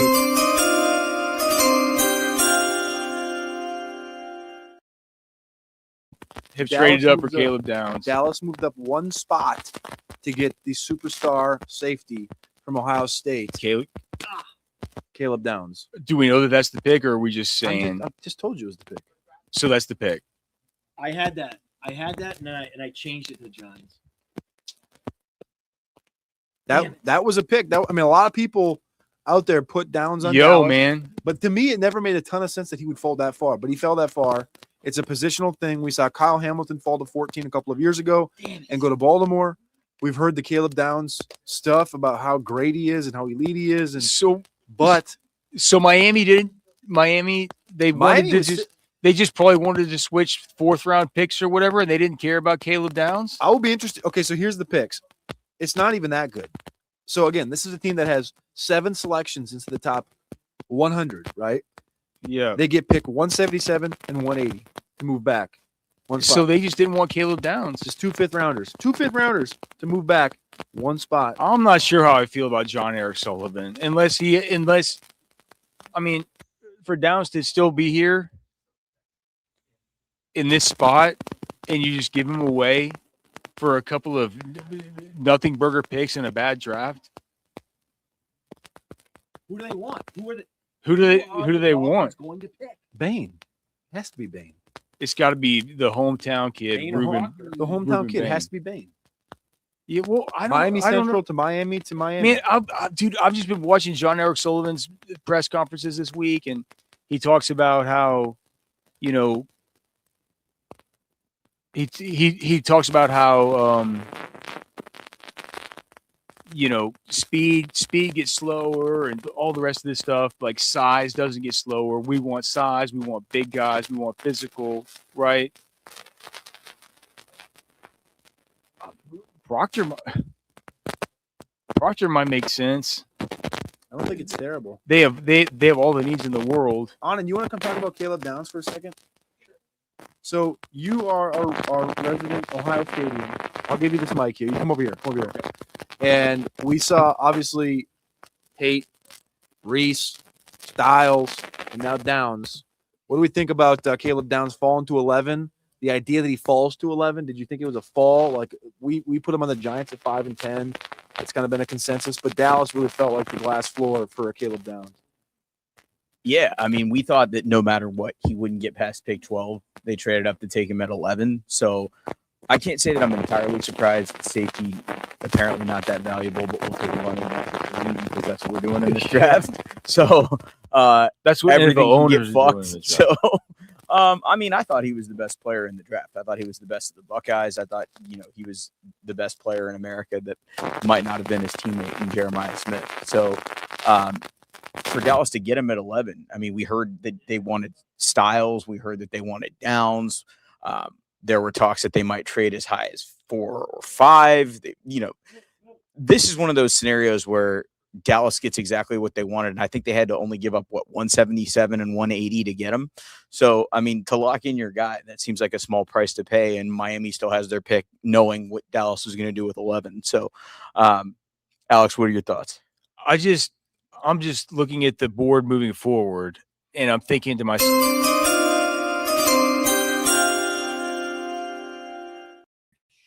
All right, Maddie, we're back here, and we just saw Caleb Downs go at the board at pick 11 after a trade up. Miami's on the clock. Miami's got the pick here. Bain, we're looking at as the best available player on the board right now. Other options for the Miami Dolphins. I mean, we're talking about anything. What's best available? Oliva Vega, you want a guard? Yeah, you want something. He's nasty. You want something talented. That's what your best offensive lineman available right now. I think Ruben Bain makes the most sense in the world for the Miami Dolphins, going from Miami Central to Miami and then to the Miami Dolphins potentially. I mean, this is team building that just gets you excited because you at the 11th pick. Yeah. And you make the phone call to Jerry Jones and you say, I'm taking your guy. And he goes, no, you're not. You say, I'm taking your guy. And you are able to convince him to give you extra DC to move back one selection and probably still take the guy you were always going to take. This is awesome. If you're a Dolphins fan, this is very encouraging because what you have now witnessing is a team builder that's seasoned, comes from an organization that knows what they're doing, especially when it comes to draft capital, when it comes to draft maneuvering, when it comes to kind of bullying other teams. This is a good move for the Dolphins. Cowboys are excited. They get the guy. They get Caleb Downs. They get their safety, their true playmaker, guy that's going to sell jerseys, the guy that's going to don the star in the helmet. But if you're a Dolphins fan, you're very, very, very excited for the move, get extra DC, and now you can still walk away with just an absolute beast, hometown kid, homegrown Miami boy. Where did you send Caleb Downs? Did you put him on the Giants as well? I had him to the Cowboys. So, Mr. Matt Kelly, I'm back on the board. Back in the board. Back on the board, baby. Back in the board, back in the conversation. Not quite in top 10 like myself and Matt, but it is early, boys. It's early. It's early, but I do have Ruben Bain going to the Miami Dolphins. So if I get Ruben Bain right here, I'm going to be slightly a happy camper. I'm waiting for this pick to come in. And what's on my mind, Maddie, is the Rams.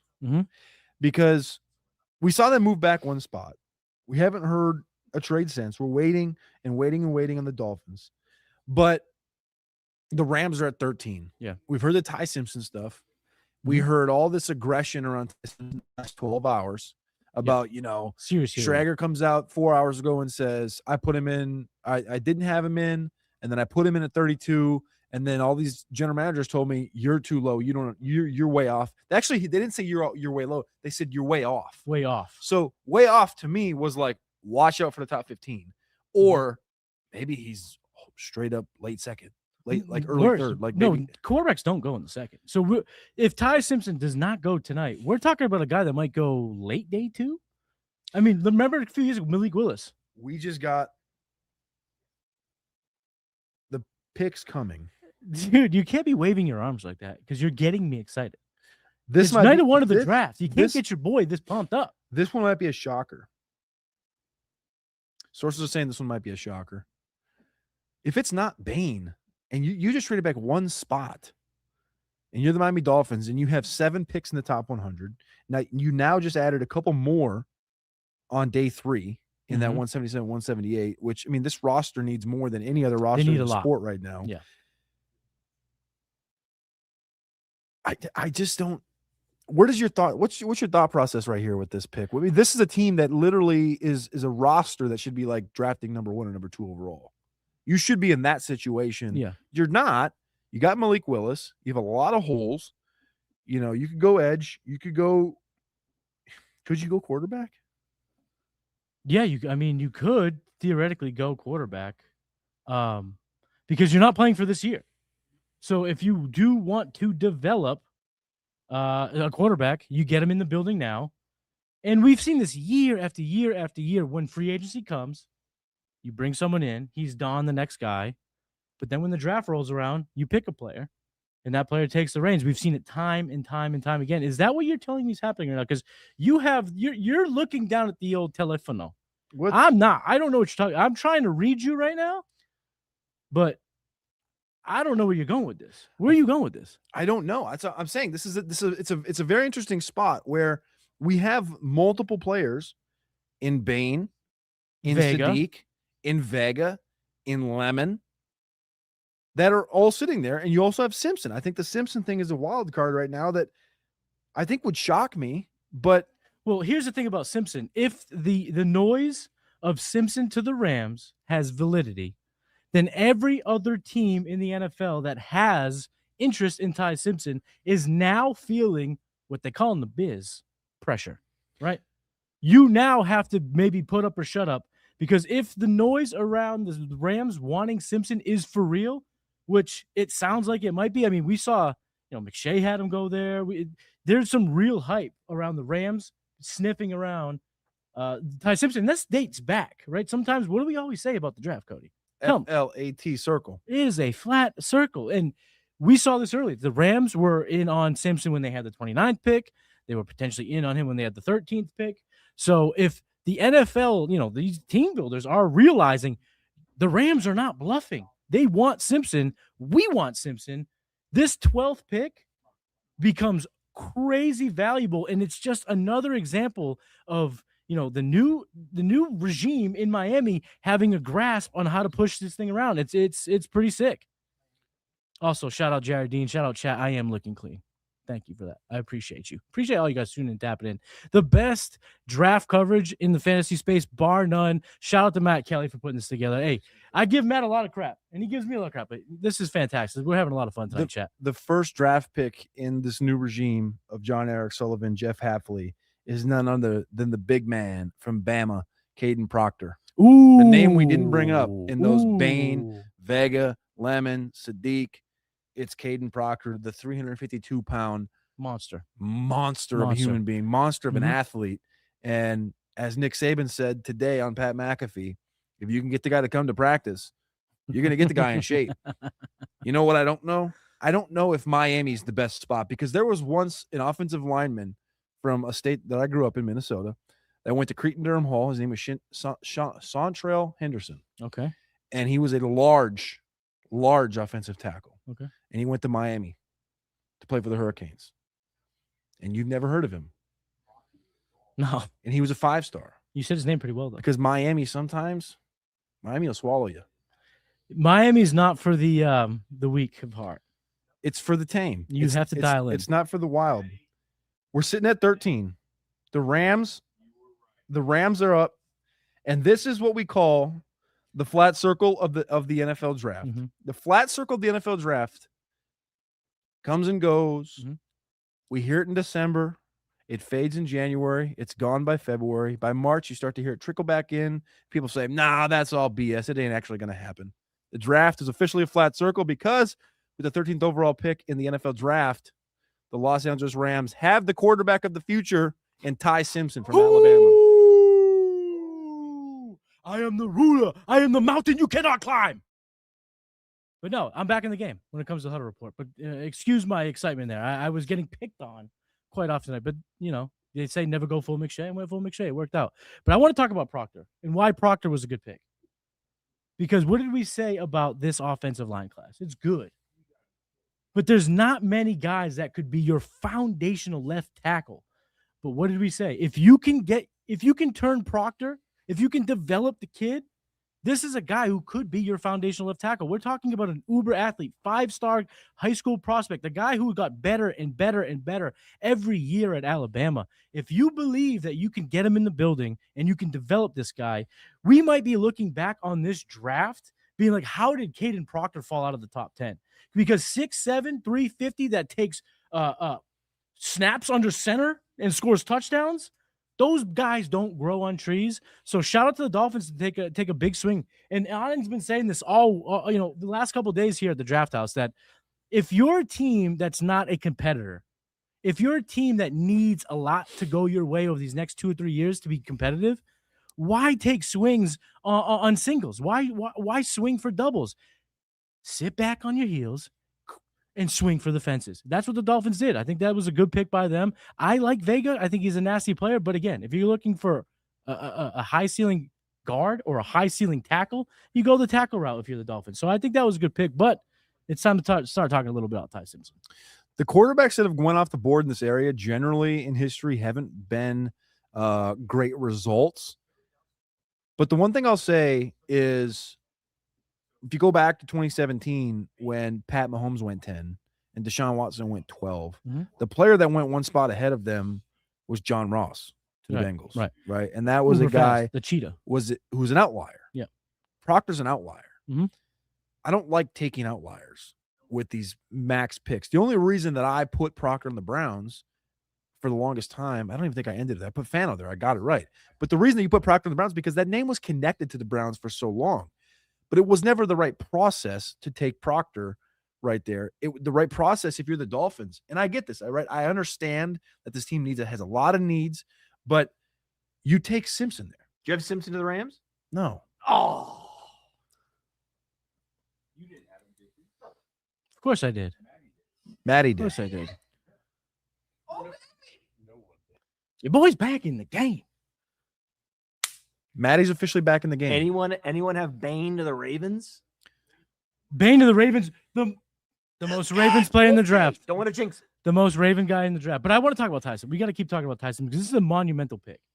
Because this is the Rams saying that even though we're a contender, we were dubbed the best team in the NFL last year, we're willing to get a player that may not even do one single thing for this current roster. That's how highly they evaluated Ty Simpson. It always made sense. It always made sense. It made a lot of sense to me in my head with the Rams to move up if you wanted to get a Styles. But they've never drafted a linebacker in the top 85. Right. It made sense to go offensive tackle because your offensive tackle since Whitworth retired, it's fallen off a little bit. And next year you lose a contract, you put Freeling in there, you put Proctor in there, whatever the situation was, you look good.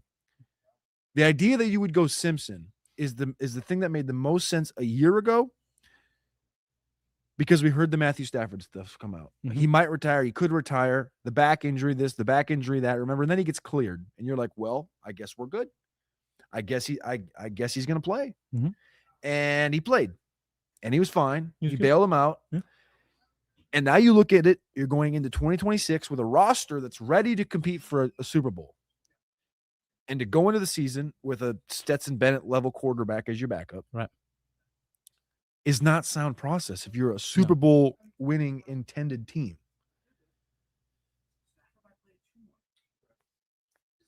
We just got news from the room that kind of melted our mind. We'll talk about it in a little bit, but stay tuned. You're going to want to hear this. But let's back to Simpson. My finishing thought on the Simpson thing is it made sense because it's a roster that has this is the luxury pick.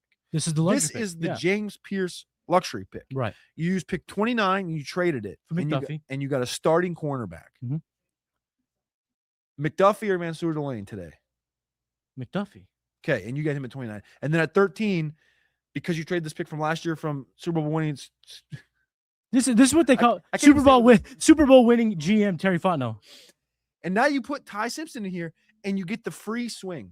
What you get the free swing in is you get to bring in a coach's kid to learn this offense from McVay and to sit behind Stafford for a full calendar year. Yep. Maybe 2. But you get a full calendar year. So hear me out here. And you can find out if he sucks. You know, the you'll thing see about Kellen Mond in Minnesota, who's a mid-round pick, is that, and I'm using him for this exact reason. Mike Zimmer would tell you if you go to the press look it up. Yeah. There's a press conference availability where a reporter is like, why haven't we seen Kellen Mond? Your quarterback plays things. Can we see Kellen Mond? And he goes, no, I see Kellen Mond every single day. And so McVay gets to see Ty Simpson every single day. And so for a calendar year, he'll get to see the growth. He'll get to see what happens. And then if he sucks and if he really can't throw the out route and he really sucks and he's 195 pounds, whatever happens, you can come back next year and you can draft a quarterback in what could be the world's greatest quarterback class. So we're getting news here. While we're buying time. We're talking quarterback. We'll bring the Ravens pick in a minute, but there's quarterback news. There's a lot of quarterback news. And if you're familiar with Kalshi, predictive markets, some money's coming in recently, a lot of money actually, on a third quarterback entering the first round. We're not going to say the name, because we want to make sure everyone that's hanging out keeps hanging out. We'll talk about it later. But first of all, thank you guys hanging out. This is so much fun. But there's a quarterback that you may or may not have heard that could now be a first-round pick. But also, we don't – this is also a thing. Side note. This is the first draft where Kalshi's this big. Yes. We don't know the correlation between predictive markets and actual reality, correct? Yeah. So we don't know if this is Fugazi. So we don't want to drop the name. We don't want to be, we don't put the horse before the cart before the horse. So we're going to talk about what's happening. But it seems as if there's been a lot of movement on a third quarterback getting into round one, which could potentially. And his name's not Cole Payton. It's not Cole Payton. It's a guy that you know exactly what you're getting from. That's why I just can't imagine this guy being a first round pick. But anyway, we talked about Caden Proctor. The pick is in with the Baltimore Ravens at pick 14, the masters of value, the Baltimore Ravens and the Philadelphia Eagles. Who makes the most sense here at pick 14? Well, who's the best available? Ruben Bain and Olavi Vega. Ioane. Yep. You want a guard? You want a guard? I want a guard. I think Mr. DaCosta wants a guard. So he's going to get Olavi Vega, Ioane, right guard out of Penn State. Is that going to be the third offensive lineman now? So we had Fano, Maui Noah, Proctor, and now Ioane. The run's happening. We're officially in the midst of the offensive line run. Correct. So scroll up there. So we have 3 tackles in a guard now. So we've had Fano, Maui Noah, Proctor, Downs, Proctor, Simpson, Ioane. Yep. So that's now 4 offensive linemen in 6 picks. Mm-hmm. And you're looking at a spot here with Tampa and then the Jets where you're in clean trade territory because you've seen 4 guys come off the board already, and they're the first 4 that were expected to come off the board. Then it becomes the Monroe Freeling, the Blake Miller, the Ian Achor kind of category. Yep. So we got Bain. We're on Bain watch. And Bain Tampa may just run this thing up faster than anybody's ever seen. They may. Or they may not, because you have to shop this. No. You have to see if someone's willing to give you a king's ransom for Bain. The Jets are going to take him at 16 if you don't take him. No, I agree. But that's my point. Yeah. Is the fact that now you're sitting here at 15 yeah. with a player on the board that was mocked potentially in the top 5 a couple months ago. This is a spot in the draft you weren't expecting. A lot of people, myself included, well, not this iteration, but in the past, I thought Mesidor, his teammate, was a good fit for Tampa. And now we're looking at not Mesidor, but Ruben Bain. So you have to shop it, but they also could just do, a straight Usain Bolt-esque sprint to the podium. Get that guy on their team. Alex had Ioane.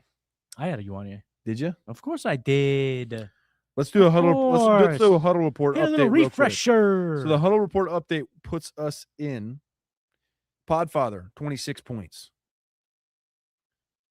Todd McShay, 26 points. Todd McShay came from he was buried. They say never go for McShay, but I did too. I believe I have 24 points. So Matt is in the lead by 2. And then we have, I'm 47. Matty was. I had the only to the Ravens after all. Matty was 40. Matty's 47 with 23 points. And then Alex Dunlap has 22 points. So 26, 24, we're 23, on the 24. top. We're on the top 70, boys. We're all within It's almost like we points of know each other. what we be talking about. The Podfather is top 10. He is indeed top 10. But let's talk about Vega. Let's also talk about Vega and the implications. Yes! Let's talk about Vega. All right. Because we know he's the nastiest offensive lineman in this class. If we look back in 2 years and then one of these linemen is an all-pro, the betting favorite might be Vega. What does this mean for Derrick Henry? What does this mean for Lamar Jackson? What does this mean for Jesse Minter and the new regime putting together, bringing in a guy in? They lost a very valuable piece on their offensive line, their center. Now they bring in not a center, but they bring in a nice guard, someone that's going to come in right away and make a difference. Well, so first of all, yes, you lose Linderbaum, which is massive. Massive. But what you also gave away was Falele to the Giants, who now is going to be replaced by Maui Noah, who's your right guard last year. You got John Simpson, a veteran from the Jets, that I think John Simpson probably works out at center. Andrew Voorhees works out at center. Corey Bullock is there at center right now. Like, you have a working situation at center. Best man takes the job. And then you plug Vega in at right guard next to Rosengarten and you cook. I don't think this changes a ton if you comp last year's team to this year's team as far as the offensive line goes. Because you can't, even as much as we love Vega, he does not elevate the offensive line to the level of Linderbaum. Well, yeah, he's taking the spot of the second best center in the league, Right. third best center The in the league. highest paid center in the league. Yeah, well, yes, but it doesn't really elevate the entire thing like some outrageous level. Like I think you still look at the idea that Ronnie Stanley's getting a year older, and Derrick Henry's getting a year older. Right. So from a fantasy perspective, I think it's hold, it holds the line for you, and it gives you some clarity of just like, all right, well, this offensive line's not going to suck. Like, but that always made sense that it wasn't going to, No, and the Ravens, this is what they do. They sit back, they don't get too excited, and they just let really good players fall to them. I mean, do you think, though, let me ask you this, Cody. You're putting yourself in the shoes of DeCosta. You're putting your shoes in the team builders of the Ravens, and you're sitting there. Vega was probably your plan A. Had to be. Right. Plan A. Yeah. The sticky note under the keyboard, Vega no matter what. But then you see Bain there. How much do you make the consideration to pivot? Like, what is your thoughts there? Because Vega's good. There's probably not a bigger pair of Vega fans than the two guys at this main desk right now. But I don't think Bain was there, I don't think there's any. You don't think you think they stuck to the plan. They were going to go Vega if he was there, no matter what. Yes. Yeah, which I think that's a good process. The pick is in. The pick is in for the Tampa Bay Buccaneers, and again, just like Baltimore, you had to sprint this ticket up to the counter because it was what you.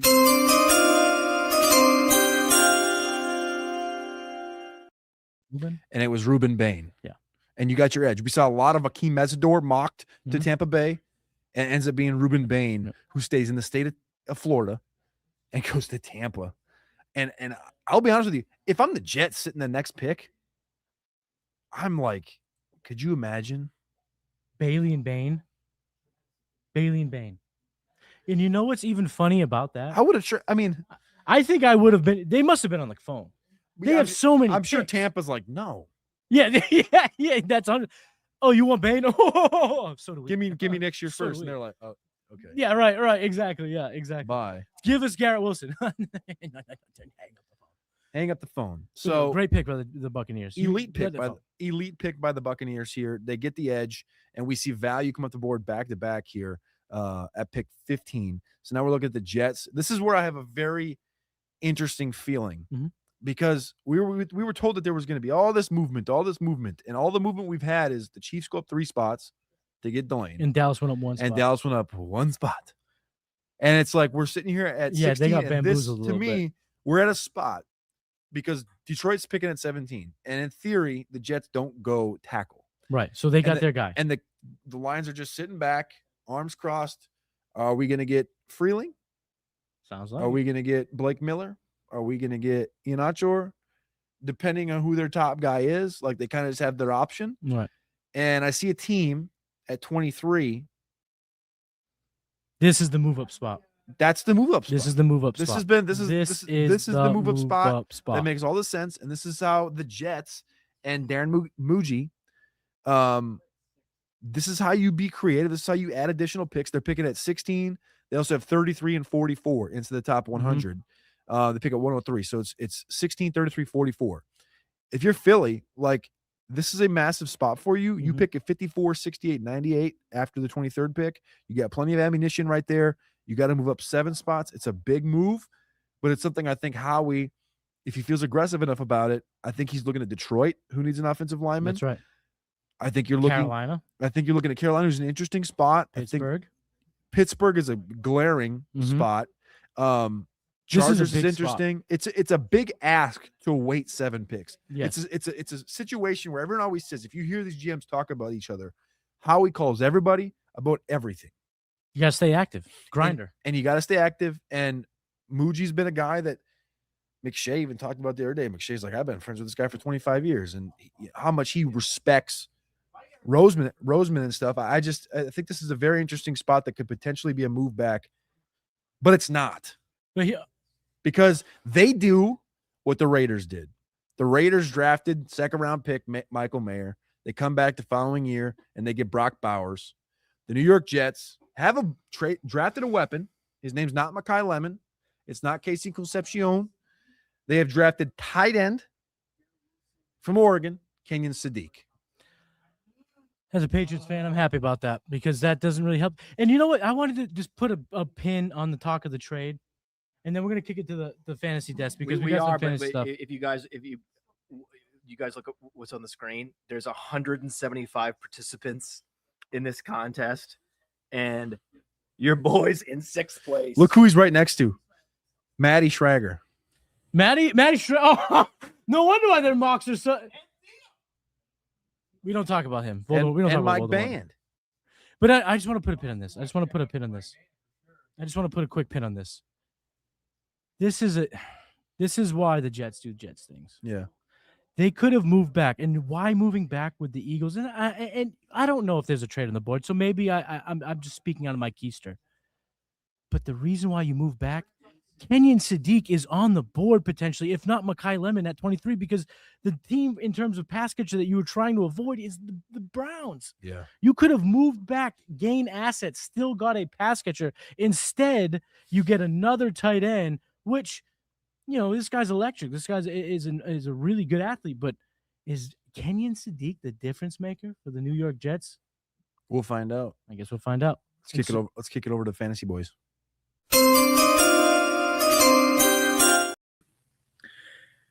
All right, Jeremiah. Kenyon Sadiq to the Jets. Mason Taylor has quite the competition heading into this room. Now it's really Garrett Wilson, Kenyon Sadiq. What are your thoughts about this landing spot for Sadiq? I mean, I was convinced he was going to go to the Panthers. That's what we talked about a couple minutes prior to this pick. Now he finds his way to the Jets. How are we feeling about this? I'm really thrown off for the fact that Mekhi Lemon is still available. And you had the New York Jets. Omar Cooper was projected so many times at this pick for the Jets. And now you have Mekhi Lemon was available, and that falling knife is going to continue to sink.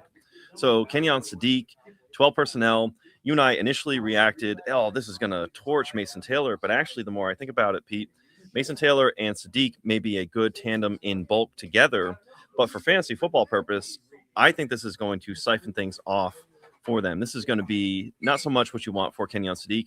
I am going to avoid Kenyon Sadiq in the middle of round 1 where he has been going. I would rather see him slide to the back part of round 1. It'll be interesting to see the landing spot that Stowers gets, and this might give more credibility to Stowers usurping somebody like Kenyon Sadiq. I know Johnny Tuma is very high on Eli Stowers, so we will keep that in mind. What do you make of what's gone on? Kenyon Sadiq, are you sitting there thinking it should be Lemon? Yeah, I'm a little confused with the Jets here. I mean, look, I understand Sadiq's there. It's enticing, but Mekhi Lemon kind of falling to your lap. I would have much preferred to pair him up with Garrett Wilson. I mean, this is coming from a guy who really liked Mason Taylor coming into last year's draft, right? He finds his way to the Jets. And honestly, I think Mason Taylor looked pretty good for the Jets. So I think this is kind of like a situation where, yes, Sadiq does get first round capital here, but I don't think it's like, hey, he's just going to like command a bunch of targets. At best, Kenyon Sadiq is what? Third best option on this offense in the passing game, because you can't forget about Breece Hall, who has been a massive weapon in the pass game for this offense. And obviously you have Garrett Wilson. So with Sadiq, I mean, you're looking at a guy who coming into this draft, 108 was kind of the projection for him for where he would be ranked in rookie drafts. And I got news for you. Like I am somebody who does not take tight ends very high, especially if it's not a tight end premium fantasy dynasty league, unless it's a premium. Like I don't know. I'm just not really in love with this landing spot. I would have preferred, him to go to a team like the Tampa Bay Buccaneers. I would have liked him to go to a team like the Carolina Panthers. And when we talk about Kenyon Sadiq pre-rankings, Jeremiah, he was sandwiched in between Kyle Pitts and Oronde Gadsden. Do you still see him there between those two guys, or do you have them ahead of him? I'm going to have to put Kyle Pitts, who is number 7 in our tight end rankings in Dynasty, over Sadiq. Oronde Gadsden, give me him with Mike McDaniels. That's such a more bullish spot. I'm even thinking about what could be the bounce back for somebody like Sam Laporta. I'll have Sam Laporta ahead of him. And it'll be unadulterated. There is no Mason Taylor against Sam Laporta. So I think that's the inflection point that you start weighing against. It's not just not Stowers, Sadiq versus these other tight ends 1-for-1. It is the pushing against Mason Taylor where it gets difficult. Eli Stowers is still out there. Are you more tempted if we tear down to 13, 14, Jake Ferguson and Brenton Strange? Do you think their junk volume, be it they're a little bit lower in our rankings, would you prefer, you're in a startup, another player at another position than Kenyon Sadiq, and go later with somebody like Ferguson and Brenton Strange? Is there more value there as you take on some of your dynasty startups? Yeah, I mean, the truth is, in a dynasty startup like Kenyon Sadiq, let's just assume he's like a 108, 110 area type of player coming in after people take time to kind of digest this. Let's just say that's the range. In a startup for dynasty, like you're talking about, what, like rounds 7 to 9, where that pick is probably going to go off of the board, where people draft their actual rights to select in that rookie draft in the future. And to me, Jake Ferguson, I really like. You're getting Ferguson at an extremely good value, right? I just drafted a startup last week in a tight end premium, and Jake Ferguson still did not go in the top 10 rounds. And this is a guy who finds himself in an offense that we know he's got an established role. He's in an offense that's very good, pushes the ball down the field and loves to throw the ball to the tight end. You're paying a premium on most tight ends in fantasy football, and I think we're going to probably see the same on Sadiq, who gets top 20 capital, who people say this is a team that does not have a lot of weapons, and Sadiq's probably going to get pushed up. And I just don't find myself wanting to invest very high in a player like this who had some question marks in his college profile as well. And honestly, it's going to be really interesting to see where Eli Stowers goes. If Eli Stowers finds himself with the Kansas City Chiefs, who has been a landing spot many have talked about, right? Do we see Stowers being ahead of him on consensus rankings? Absolutely. You have to take that bullish landing spot. And for an archetype of fantasy football, look, I see it as like a Jordan Reed type in Eli Stowers. So if you're going to get a bullish spot versus this siphoning off against Mason Taylor with Geno Smith, and it's, hey, they say in Big Daddy, the goddamn Jets. It's a bad situation. You want Eli Stowers. So I'm seeing just this tightening of Eli Stowers, and the pick hasn't even gone in. Where Sadiq, I see it as, if you like Kenyon Sadiq, I think you're going to get a dip here in your rookie drafts and in startups. I don't see how tight end 8 overall, as we have in the rankings now, stays. I see Sadiq falling. And again, I'm perplexed, Pete, by how do we not have Mekhi Lemon drafted so far? Right, we'll take it over here. All right, we're going to Lions, let's go. Come on. a couple of thoughts. You got the pretty good draft so far, so let's see what you think. How things are going. A pretty good draft. So there's been a lot of comments. We've read them all. That the couch has a static problem with the microphones. We're doing a test. We believe we have I've been troubleshooting behind the scenes. The testing was fine before the show, and I think the one thing that we realized that was different between the production setup and the test setup was the proximity of the Rode receiver to the mics themselves. So we're going to try that. This is going to be a very brief couch visit. I am the GM of the Jets. They drafted a guy who they did not visit with. They canceled his visit and then they drafted him anyway, which I think was idiotic because they could have easily had him in and then he failed the interview and then they could have pivoted, but they didn't do that. They didn't give him the chance to David Bailey was never going to fail the interview. I know he wasn't going to fail the interview, but I'm just saying. This is a kid that came from Stanford. You have an opportunity to talk to a player. Why wouldn't you take it? You have 30 players you can talk to. To me, because because you knew the whole time you were taking him. It was strategic chicanery, and I thought it was unnecessary. We knew that they were doing it. I happen to be, yes, I knew some of these picks cold, which is why I'm in the top 10 out of 175 mock drafters. I am beating most of the more well-known mock drafters that you all know and love at ESPN and NFL Network. Dude, and all these places.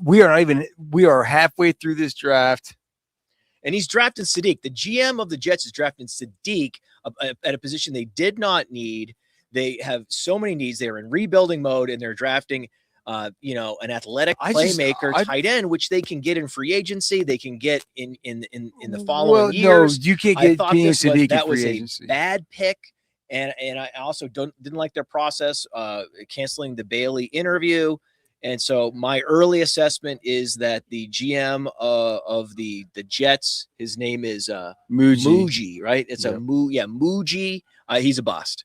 And real quick, your thoughts, because we got to get off the couch. This is a test run of the new mic setup. I have a lot of ways that I can go with it, but I would say like this is the one. If you're right, and this guy, I can't look at you with those glasses on. Muji, I'm Muji. If this is right, and you're right about Kenyon Sadiq being such a bad pick, and Terrible. I would have definitely taken Mekhi Lemon right there. Lemon was the pick. I had Sadiq going to the Panthers. I was alive. Most people had him going to the Buccaneers. I was still alive with Sadiq to the Panthers. So I am bitter about it, and we're going to send it back to the desk with Cody. Let me just no. Can I finish my thought? You might. We don't know. You might be full of static. We If have no idea. I could be, but if you're right, Are they better now? The comments are saying, "Oh, we're okay. We can keep going." if you're I right, fixed it. if you're right, We fixed the glitch, my friend. I love road mics. We're not going to give up on these road mics. but We are live, and sometimes you have to fix glitches live. yeah, And that's what live television is all about. You watch people running around the background. You watch people solving problems. You saw me solving. And by the way, thank you all for sticking with us, even though there was some occasional static that you all were bitching about, making it think it was a big deal. I listened back. It wasn't that big of a deal. But our standards for audio quality are very high. And so you're welcome. Go ahead, Alex. So, and we can send it back to the main desk after this. My thought to you is to say that if Muji, if that's a bad pick and Kenyon Sadiq doesn't come in and he's not a game changer for them, which I think he can be. He can be, but still a bad pick. I'm not sure that that's true. Like I think in dynasty rookie drafts, we're talking about a guy that now we're looking at like firmly at the 10, depending on what happens with Casey Concepcion, depending on what happens with Denzel Boston, depending on what happens with Omar Cooper, we're looking at 106. Well, we're certainly looking at 107, the under on wide receivers drafts in the first round. That's what we're looking at right now. And this is Evan Ingram to the Giants all over again, and he did not move the needle with the Giants. No, that's not true. Look, but I will agree with you that if it turns out that that's a bad one, to where I can't believe I'm looking at you like this with your eyes like that. I'm the GM of the Jets. If the GM of the Jets looks at me like that, I'm firing him on the first time that I ever see it. Dude, those glasses are wild. If it does happen to where Kenyon Sadiq doesn't come in and is a big time difference maker in a spot in this draft where you could draft a big time difference maker. Big. I mean, a big time Big. Like at that point, it would be super easy for ownership to say, "Look, we're firing Aaron Glenn. We're now at the point where we're bringing in a new quarterback in an awesome 2027 class. Yeah, and we're firing the GM. Okay, in a clean sweep. Let's send it back to the main desk. Thank you for this test of the Rode microphone system. The pick is in for Detroit and Minnesota back to back. The Lions had an opportunity to go tackle here, and that was been a favorite by the Lions. We wondered if someone was going to trade ahead of them to get a Blake Miller, to get a Monroe Freeling from Georgia, to get potentially even Maxi Honachor. They go Blake Miller from Clemson, the right tackle. But the big play here came by way of the Minnesota Vikings at pick 18.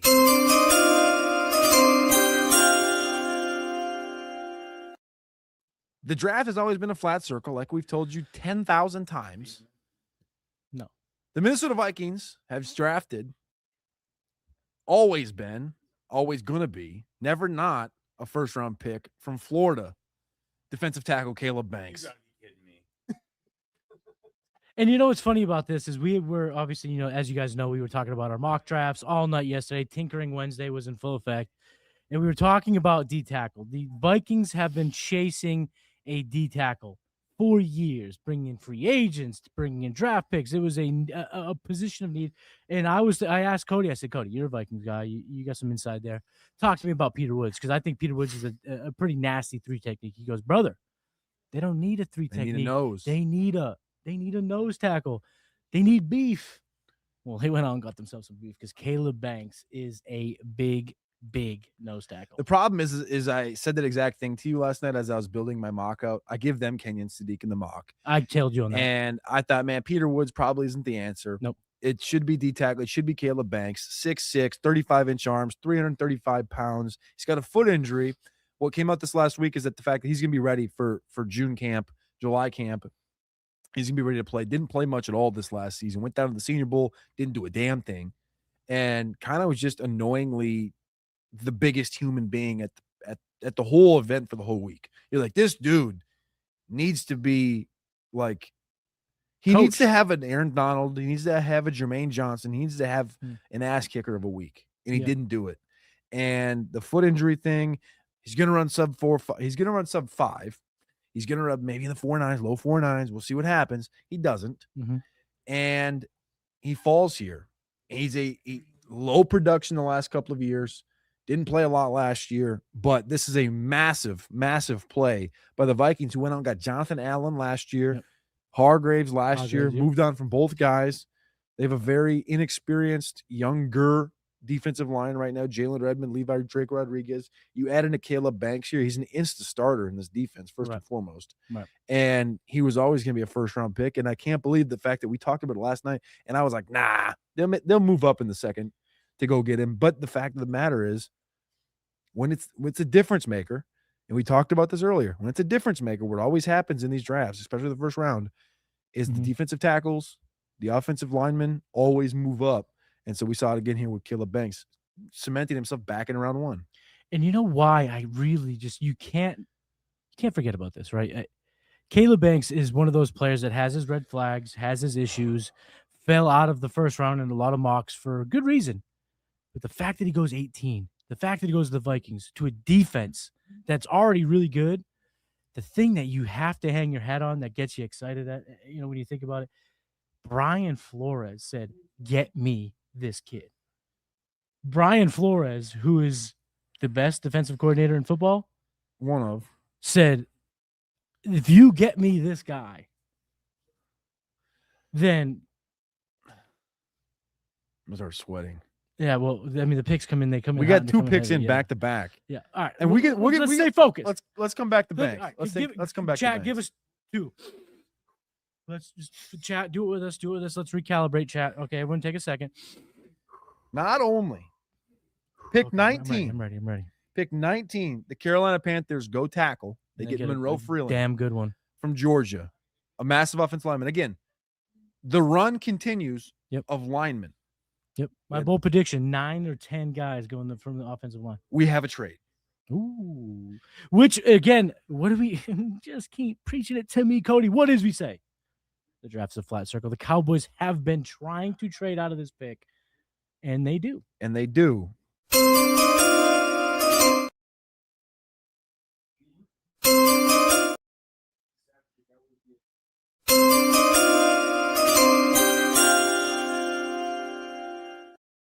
The Eagles are on the clock because they've traded up from 23 to 20, leaping the Chargers and leaping the Steelers. The Philadelphia Eagles have made an aggressive play here to get to the back end of this offensive line run for what I believe will be Maxi Honachor. It's not official yet, but it's got to be. That is what I believe. The Eagles now pick at 20, and they gain a 7th-round pick from the Cowboys. The Cowboys now pick at 23, 114, and 137. That is where the Cowboys have moved back to. And so we're waiting for the pick to officially come in on behalf of the Philadelphia Eagles. But I believe that this will be Maxi Honachor from Arizona State. And this is why we were saying before, right after the Jets made their selection, the reason why the Eagles must have not have been super aggressive moving up was that they didn't think that Monroe Freeling was all that different than Ian Henachor. But then when Freeling comes off the board and there's nobody left, you make the play. So we're seeing the tackle run. It's hot, it's heavy, and these teams need these tackles. These are where the athletes are going. Do you have the Cowboys sitting here at 20 who don't obviously have an offensive line need? You got Pittsburgh, who's openly talked about the Broderick Jones, the Broderick Jones neck injury. They got Troy Fatanu on the right side. And what? Shut the hell up. So that is, take what we just said, crumple it up, throw it in the trash. and throw it out the window. Throw it in the trash. Actually, you know what, guys? Just forget we said that, chat. Just forget we talked about this. So let's just pick back up. Remember, breaths. Take deep breaths. Let's recalibrate. Okay, we're back in it. Okay. So the Philadelphia Eagles just traded up to pick 20 ahead of Pittsburgh and the Chargers to draft wide receiver out of USC, Mekhi Lemon. So they are ready to deal away A.J. Brown, and they are going to give Jalen Hurts two of the shortest statured receiving core in the history of football. Well, how long did Devontae Smith alpha season last? Unofficially or officially? Because no, I think it's officially beginning technically AJ Brown, Brown's still on the roster, right? That's facts. But people perceive him to be gone June 1. June 1, yep. So if it's like Devonta Smith season, right? Yep. But now you put Mekhi Lemon in here, who's a Blitnikoff Award winner, and everyone in here believes that he's a 170 target guy that's just gonna buy the Slim Reaper. He's a great receiver. Buy the discount in the Slim Reaper. Yeah, but no, right? Buy the discount in Slim Reaper. Shouldn't this be Mekhi Lemon? Shouldn't Mekhi Lemon just get He won the Blitnikoff, as you mentioned, getting some of the worst stats the award has ever seen. Meanwhile, the other guy won a Heisman Trophy win, with 1,800 receiving yards, and has done it in the NFL for years. This is official. We are officially in Slim Reaper season. But Howie Roseman moved up. Talk to me about the difference here of going with what feels like a luxury pick over getting a guy like Ian Henachor. What does that say about the Eagles and what they're planning to do in 2026? Well, they're planning to move off of A.J. Brown. That sounds right. They're planning to keep the ball around the line of scrimmage because they brought back Goddard. They got Mekhi Lemon now. It's less about stretching. I mean, they have Dontavian Wicks, Hollywood Brown. Don't get me wrong. They can stretch it a little bit. But it's not going to – and let's not act like the A.J. Brown thing was some kind of, Tyquan Thornton, some kind of Xavier Worthy, some kind of I can run 4-2, stretch the field. It's more about the dynamism that he plays with and catching those contested catches, breaking those tackles, and moving the ball downfield. Now it's a much more, I'd say, efficient offense, which I think is what you need with the Jalen Hurts. They're making sure that they cater to what their strengths are in terms of what their quarterback can do. The ADOTs are going to be low. Smith is probably going to have the largest ADOT on this roster from guys with north of 50 targets, and he'll be the one that stretches the field a little bit. They'll probably try to do that with Wicks and Hollywood. Hollywood's a little bit older, slower. Yeah. Wicks, we saw. I mean, if you really want to tell yourself a story, there's a touch. There's a speck of A.J. Brown dust in Dontavian Wicks' play style. And if you want to mold something into that, sure, it could potentially happen. But this pretty much clearly tells us that this offense is going to be circled around Saquon Barkley. Yeah. Mekhi Lemon, Dallas Goedert, and Devonta Smith. And so let me ask you this. So when we were building our mocks, when we were talking about where these players go, we routinely said this statement. Mekhi Lemon's floor is 16. He falls to 20. And theoretically, you could talk about it 23. Is this a slide for Lemon? Should fantasy owners be wary of what the NFL is telling us about Mekhi Lemon? Because some people thought Mekhi Lemon was good enough to go in the top 10. He falls to pick 20. So how should the fantasy owners, the fantasy managers be evaluating a guy like Mekhi Lemon who falls semi-favorably? We'll see a production bump when the official A.J. Brown trade happens. How should managers be feeling right now about Mekhi Lemon? Nervous. Mad nervous. Super duper nervous? Mad nervous. You know why? Because they added, correct me if I'm wrong, did they add another receiver that I didn't mention? They've added two receivers. I mentioned Hollywood. I mentioned Dontavian Wicks. Did they add one more? Did they? I don't know. Did they? Yeah, was his name? Well, I heard it. Say it louder for the chat. Elijah Moore. That's right. So that's how right. tall is Elijah Moore? 5'10"? Was Elijah Moore dynamic in the SEC? 25 years ago. Was there a lot of expectation from Elijah Moore coming out of the SEC? Yeah. Right. That's what I thought. I wasn't sure though, because he kind of, I know some people wanted to say, hey man, Casey Concepcion's a slot receiver, man. He's Wan'Dale Robinson, Elijah Moore. But I'm telling you, Mekhi Lemon's not that much different. I would agree with you, but Mekhi Lemon and Elijah Moore aren't that far apart from each other. And if you bring in a guy like Elijah Moore, there's a clear role there. Yeah. In the slot. Mekhi Lemon's playing in the slot. This is gonna be competition. Like- What you're saying? Go argue with your mama if you don't believe he's going to play in the slot. It's going to be Devonta Smith. You're going to get Wicks and Brown, and they're barely going to see the field. And then you're going to get Lemon in the slot if he can beat out Elijah Moore. Keyword if he can beat out Elijah It's Moore. spicy, and we got a lot to talk about Mekhi Lemon. So let's send it over to the fantasy desk. It's on. It's on. Finally, Mekhi Lemon has landed. This is solid. This is a good, not great landing spot. It could get worse. He could have landed somewhere where he'd be the wide receiver 3. He's going to be the wide receiver 2 by, let's say, October. But think about the target competition there.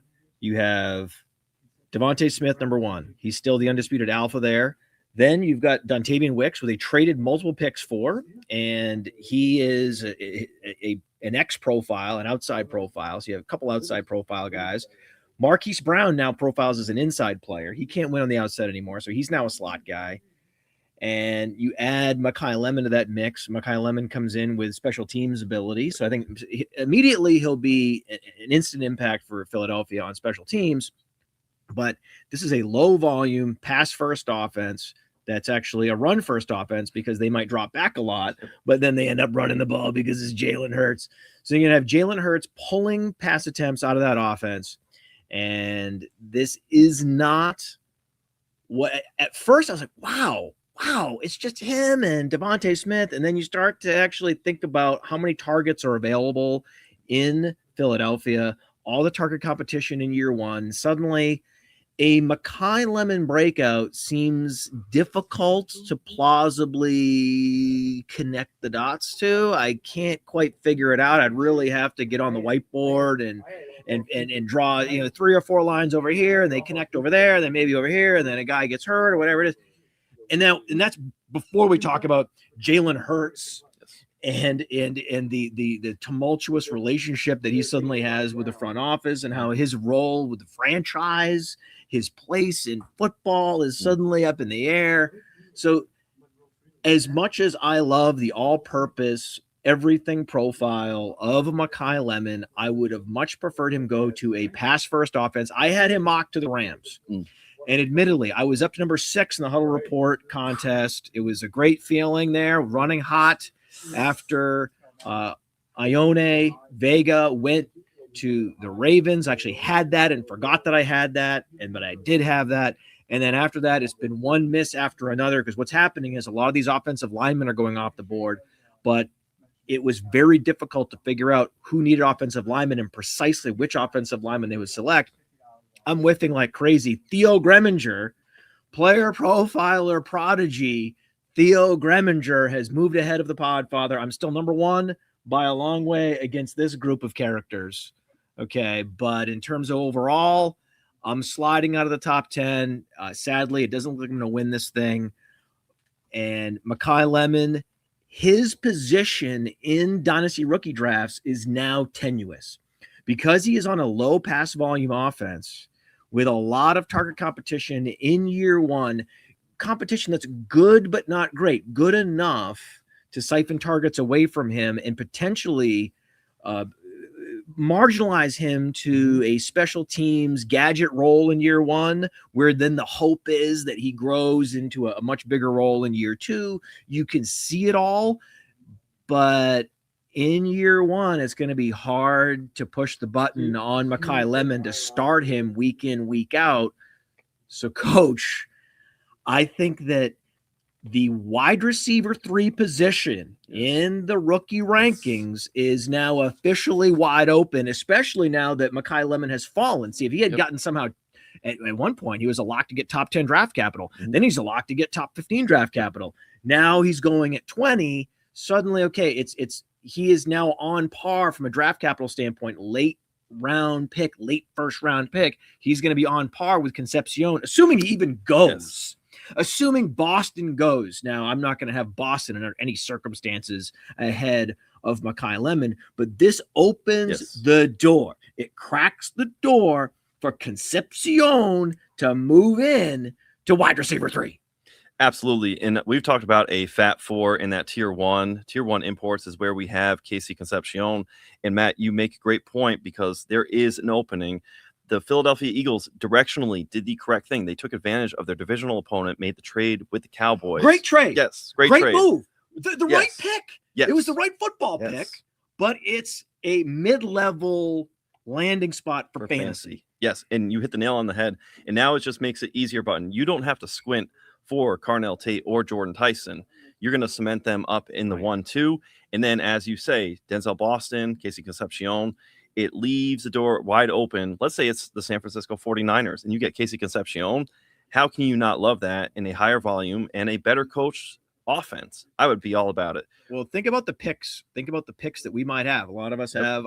I've and by the way, appreciate all of you inviting me to your dynasty leagues. I'm now in 20 dynasty leagues. I have 20 orphans with a lot, and for some reason, a lot of my teams have a lot of Luther Burden. I don't know why. A lot, and he's going right on the block with Tootin right on the block. And so, so I have a bunch of 104s. I have a bunch of 105s. I have a bunch of 106s. And with Sadiq going to the Jets, especially in tight end premium, and now with Lemon falling to 20, yes, and going to a low pass volume offense, this makes 2026 rookie picks even less valuable than they were before, if that's even possible, but it's possible. And you have Ty Simpson, who's going to have to wait for an entire year. I don't want him in round 1 of any rookie draft. That's right. Let's make it even worse. Super it's getting flex, even worse. Ty Simpson. Yes, it's getting even worse. Was ruined for at least the first year. I wouldn't say nuke, but not great. What are you going to do in 2026 with him? I don't like this, Coach. I don't like. So far, this first round for dynasty rookie drafts has been a dud. Has there been a single player, even going all the way back, if we rewind the tape all the way back to Jeremiah Love, that wasn't best case scenario. No. Jeremiah Love is going to have a Tyler Algier problem in year 1. All of the Chris Olave is the established number 1 in New Orleans. These 2020, if you traded your 2026 picks, if you got out of the 2026 draft, congratulations. Hey, and if you want to look for a winner, look for the Carolina Panthers and Tedoroa McMillan. Year 2 Tedoroa McMillan. There's no receiver. There's no tight end drafted there. I believe you had a tight end projected for round 1 for the Panthers. Sadiq. Yes. So you don't have Sadiq. You dodge that bullet. You dodge a receiver bullet in round 1. That tells me year 2 Tedoroa McMillan. So while we can see the direction of this rookie class cratering, it's bullish signal for Tedoroa McMillan. So you have to look where the board isn't. And Tedoroa McMillan, a huge winner from draft night on night 1. We're going to kick it back to the main desk. The main boys over at the draft desk. I want to talk fantasy football real quick. I want to talk about super flex rookie drafts. If your team is not good, if you're not ready to compete in 2026 and you pass on Ty Simpson straight up and down like 6 o'clock, you're a moron. Because what? Moron. Because Ty Simpson went to the nails landing spot. We all want every quarterback to go with where? Where do we want quarterbacks to go, Cody? To places with great coaches, Kevin O'Connell, great coordinators, Sean McVay, great weaponry.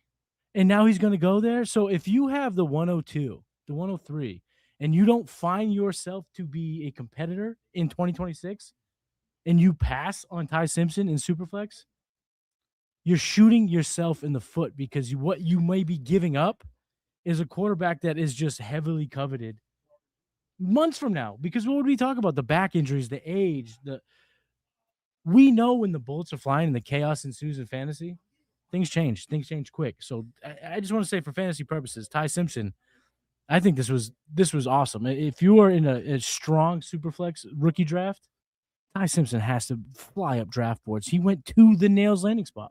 Let's just review all of the fantasy landing spots so far from the top. So we had Carnell Tate to the Titans. You're forgetting the most obvious. No. We'll come back to that, because that's the one position where it doesn't really matter.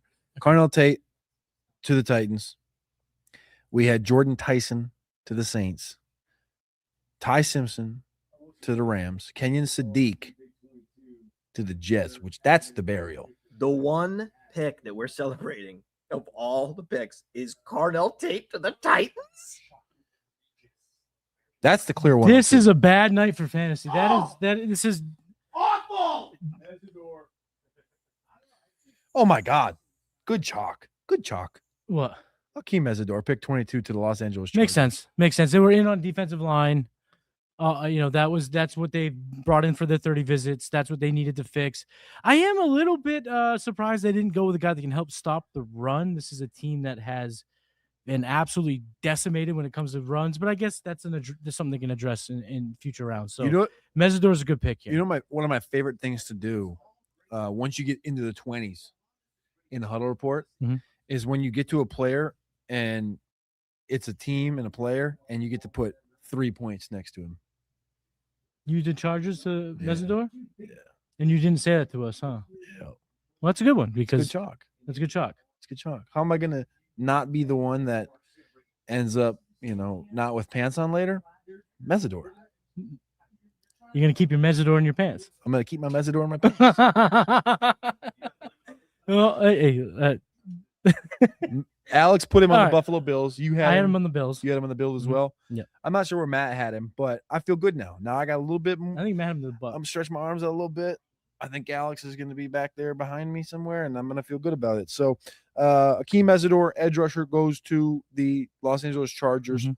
Again, we're on a run of D line, O line, edge, D line, Trenches. O line, edge, trenches, and trenches, and then we're going to get a weapon here and there. We're going to get a weapon here and there.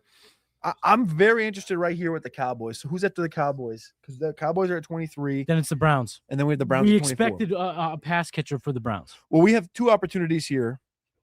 Well, these next, actually, you know what? I'm going to say this: the next 5 picks, it's Cowboys, it's Browns, it's Bears, it's Bills, and it's Niners, and this should be something like this: edge, receiver, edge, receiver, edge, receiver, edge, receiver, edge, receiver, receiver, receiver, edge, edge, receiver, something like this for these next 5 picks. I think we see a lot more trenches go right here. This is, but I think we see one receiver in this stretch go. sure, okay, edge, receiver, edge, edge. Edge receiver, offensive line edge. Okay. Who's going to go receiver out of these guys? I would say the Browns. The Browns have been sniffing around the receiving core. Denzel Boston is a favorite pick here. Casey Concepcion would be a pretty good pick here. This is their luxury pick. We talked about luxury picks earlier. This is the Browns' luxury pick. This was them trading back out of Travis Hunter, getting Mason Graham, getting a free pick this year. They took the trenches guy. They took Fanu early. This is their chance to get a pass catcher, whether that be Boston, Concepcion, Omar Cooper Jr. It's really pick your flavor here for the Browns, but this was always going to be a bucking of the trend when it comes to wide receivers in round 1. And now we're seeing it in full effect because even from now 23 to 32, you can really only realistically put 2 more receivers in and feel good about it. You probably don't even feel good about 2. So if we if I think we can agree Dallas is the preferred spot here. If you add a receiver to one of these teams, Yeah. because if it's the Browns, we had a commenter in here, EJD 1149. says, Shout out I don't EJ. want any receivers going to the Browns hellhole. Shador. Sure, but I mean, yes, Sure. you instantaneously, if Sure. you're Casey Concepcion, Denzel Boston, I think you instantaneously probably become wide receiver 1. Right now, Fannon's going to be the target leader, I'd say. You look at Bond, you look at Tillman, you look at Judy. I think you walk in there, you're good. But Yeah. it's Cleveland. Yeah, It's a run-based offense with a new offensive line, a quarterback in flux situation. You look at the Cowboys and all the stuff we've heard about Pickens. Pickens signed his tag today. He said Pickens- he'll play when there's under the tag. Sure, play. Didn't say play for the Cowboys. No. It could be a tag and trade situation where the Yeah. Cowboys got downs already. Mhm. They They could go traded corner. back. They could go Jermod McCoy here. They could go edge here, or they could draft a wide receiver, trade Pickens tonight or in the morning, and then come back early in the second round and draft edge in a deep edge class. Yeah. But who would be Boston? Would Boston be the theoretical replacement? Big guy, high catch point guy, downfield guy, contested catch guy. Would that be the replacement for Pickens if we're playing that game? If we're playing that narrative, is that the pick? Baby, I'm on fire. I'm about to need that like third ball. You know, when you 3, You're on a You know heat what I'm check. talking about, Garrett. You're on a heat Three. check. You're on a heat 3. check. You come back down. Heat check. Heat check. Who'd you get? I'm Malachi Lawrence, the Dallas Cowboys. Nice pick. I had Edge rusher, good Central pick. Florida. Yeah, good pick. That's a good pick. That's a good pick. Theo Greminger and Todd McShay are at the top of the food chain right now. Well, that is good for Theo. We go Theo McShay and Matt Schrager. Matt Schrager. Yeah. Huh. We're in night one of the draft, boys. Let's give a round of applause. Night one of the draft. Chat, let us know. Is this fun? This is Of fun. course it's This is fun. fun. This is What kind fun. of questions? All right, let's dial back. You didn't put Malachi in the Cowboys. No, I actually picked the Chiefs trading up from Malachi from the Cowboys because I wanted J-Rod to the Cowboys. You are in the corner chair right now on that one. No, I'm not. Yeah. What do you mean? You I'm traded it, you watched it happen, and you just, hey, I'm gonna give it away. I'm gonna sit over here. Are you calling me Steve Sarkisian on this podcast right now? I don't know what that means, but I passed the Podfather. I'm now number 1 in this room. Like I said, when you get to the 20s and you're in the huddle report, it's really enjoyable to go 3, right? They click the 3 button and not the 1 button. Yeah. 3, Yeah. 3. Malachi Lawrence. So All right. I get a point though because I did pick Lawrence. We brought up edge though. We brought up edge. We brought up receiver. And we just see the first edge go off the board right here. So now I'm kind of on Cleveland Brown watch. From a fantasy football perspective, we have to be on Brown watch right here. We might be on Boston watch. The Browns took Spencer Fano. Mhm. And what's the other need for the Cleveland Browns? Pass catcher. Everyone will argue with you it's quarterback. They're not going quarterback. No. I believe that there's arguments to go offensive line again. I don't think they will. I think Cody? you should. Cody? You should go edge. Cody. You should go edge. Cody. I seriously mean to interrupt you here. What is the GD thing we've been saying all night? You said this months ago. The Browns can go back-to-back oots here. I need a heat. I got my heat check. But I got my heat check. could On the screen. you just put another 3 on the board? I got another 3 on the board. They took KC? So pass catcher. This is what we were saying. Pass catcher. This is what we were saying. We were saying pass Wide catcher. receiver, Texas A&M, Casey Concepcion goes what we're to saying. the Cleveland Browns with the 24th overall selection. Matt Ekwem, you had Denzel Boston. Denzel Boston. Matt Kelly, you had Denzel Boston. He had Boston. Alex Dunlap, Cody Carpentier, both had Casey Concepcion. No, that stinks. That means Dunlap passed me. Team Roster Watch is now officially cooking with peanut oil Ugh. late in round 1. I'm ecstatic. And now the Browns are on the clock. The Bears are on the clock. We need a little TJ Parker action right now. But let's talk about that. Let's talk about Casey Concepcion because This I was is- going to ask you this this stuff is theoretical. massive. Now we know. This is a massive spot right here. Well, this is the type of archetype that can handle 115 targets. This is the kind of archetype that takes Jerry Jeudy and sends him to Tennessee. Bye. This is the type of archetype that takes Jerry Jeudy and ships him to be the next Calvin Ridley. Mhm. Bye-bye, gone, you're done. You got Bond there who has the speed, who can play flanker or X or slot. You got Cedric Tillman, who is your prototypical beta alpha. I like Tillman a lot. Mhm. But this is an opportunity for Casey Concepcion to walk into this building with an 18-year-old breakout and not a 4.2 yard ADOT, not a 5.2 yard ADOT, not a 6.2 yard ADOT, 7, 8, 9, 10. Keep going if you want to see what he did at North Carolina State.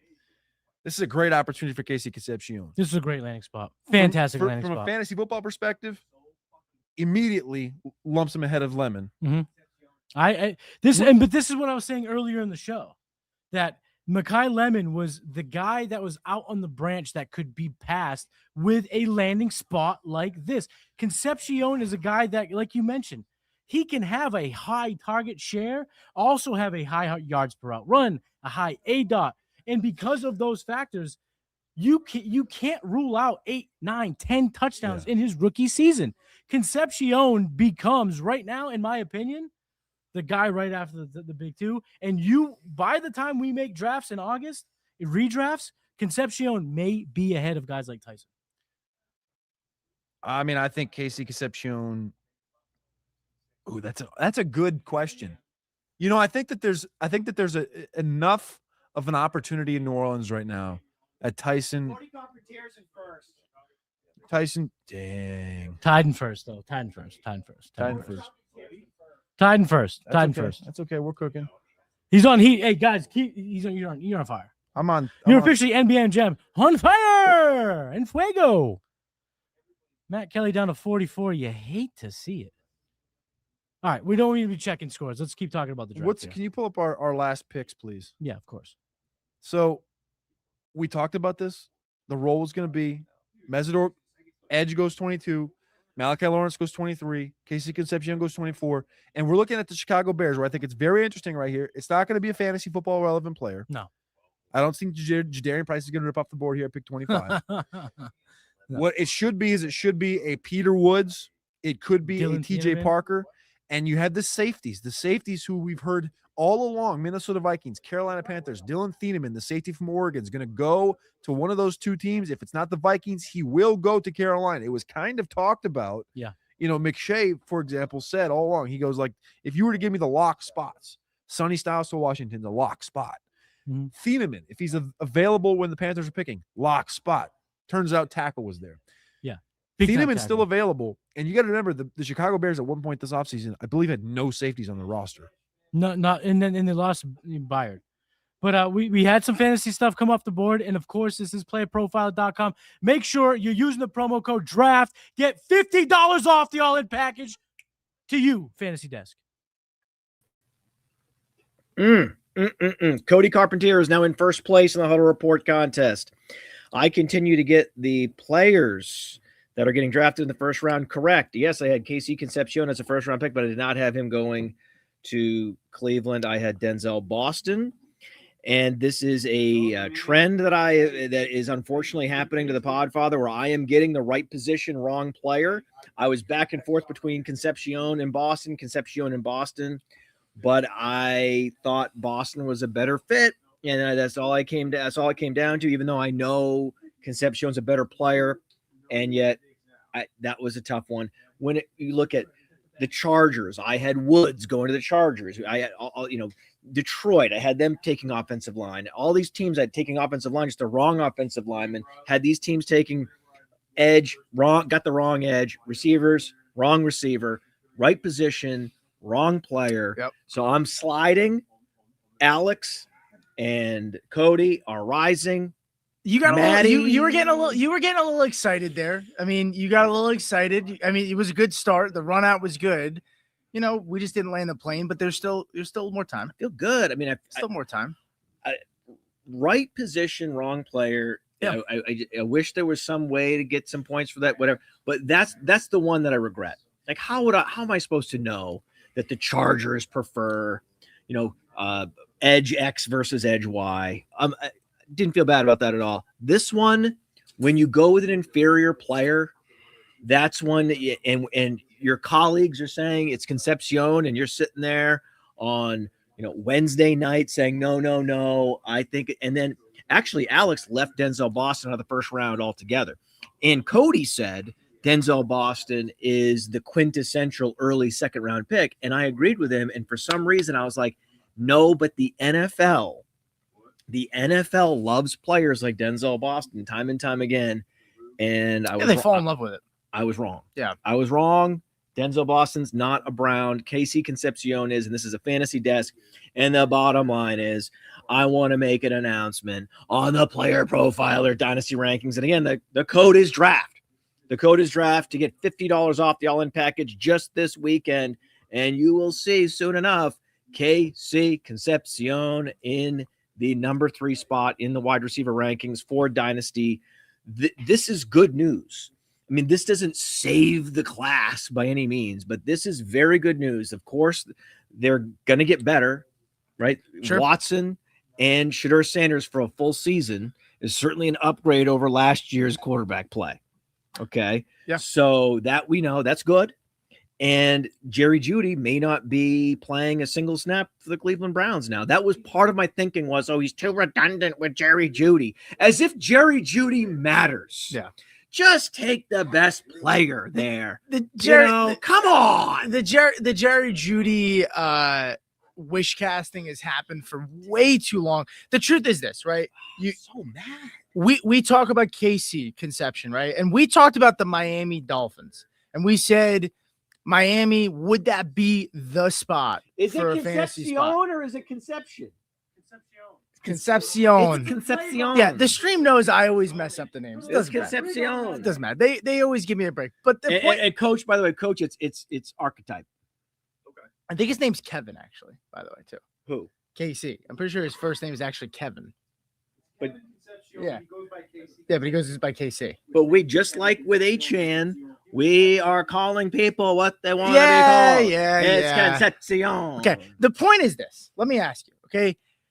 The Miami Dolphins now still have a massive hole at wide receiver. KC doesn't go there, right? He obviously goes to the Browns. I had Miami drafting Concepcion. Well, okay, so there you go. But in this spot, right? If you they go said Boston, I'm gonna be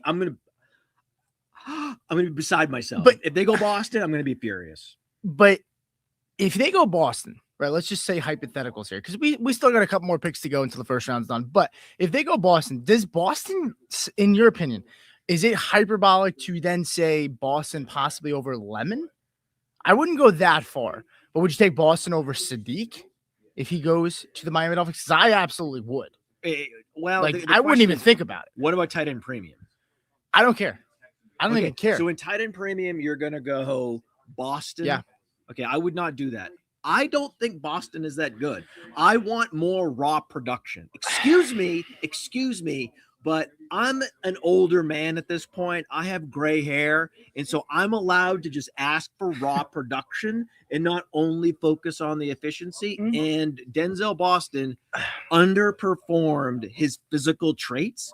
And whenever he was a monster, he was a monster in the red zone. What do you expect? I've seen this movie so many times. I know the Keon Coleman comp. It's not Keon Coleman. He's not Keon Coleman.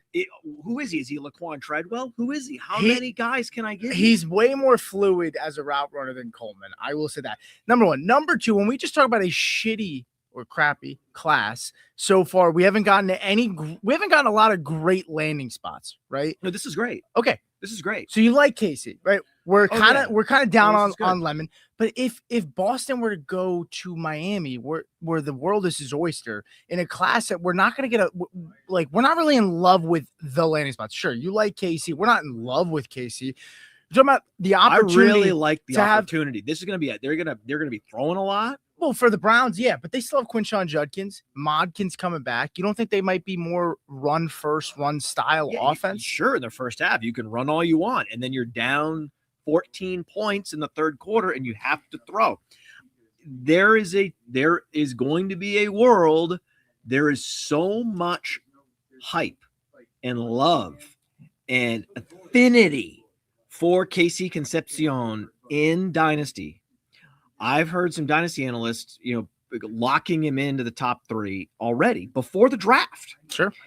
And with the injury concerns and now being on a team with an unproven quarterback with just a partial season on his resume, being the clear number 2, it is conceivable. Uh-oh.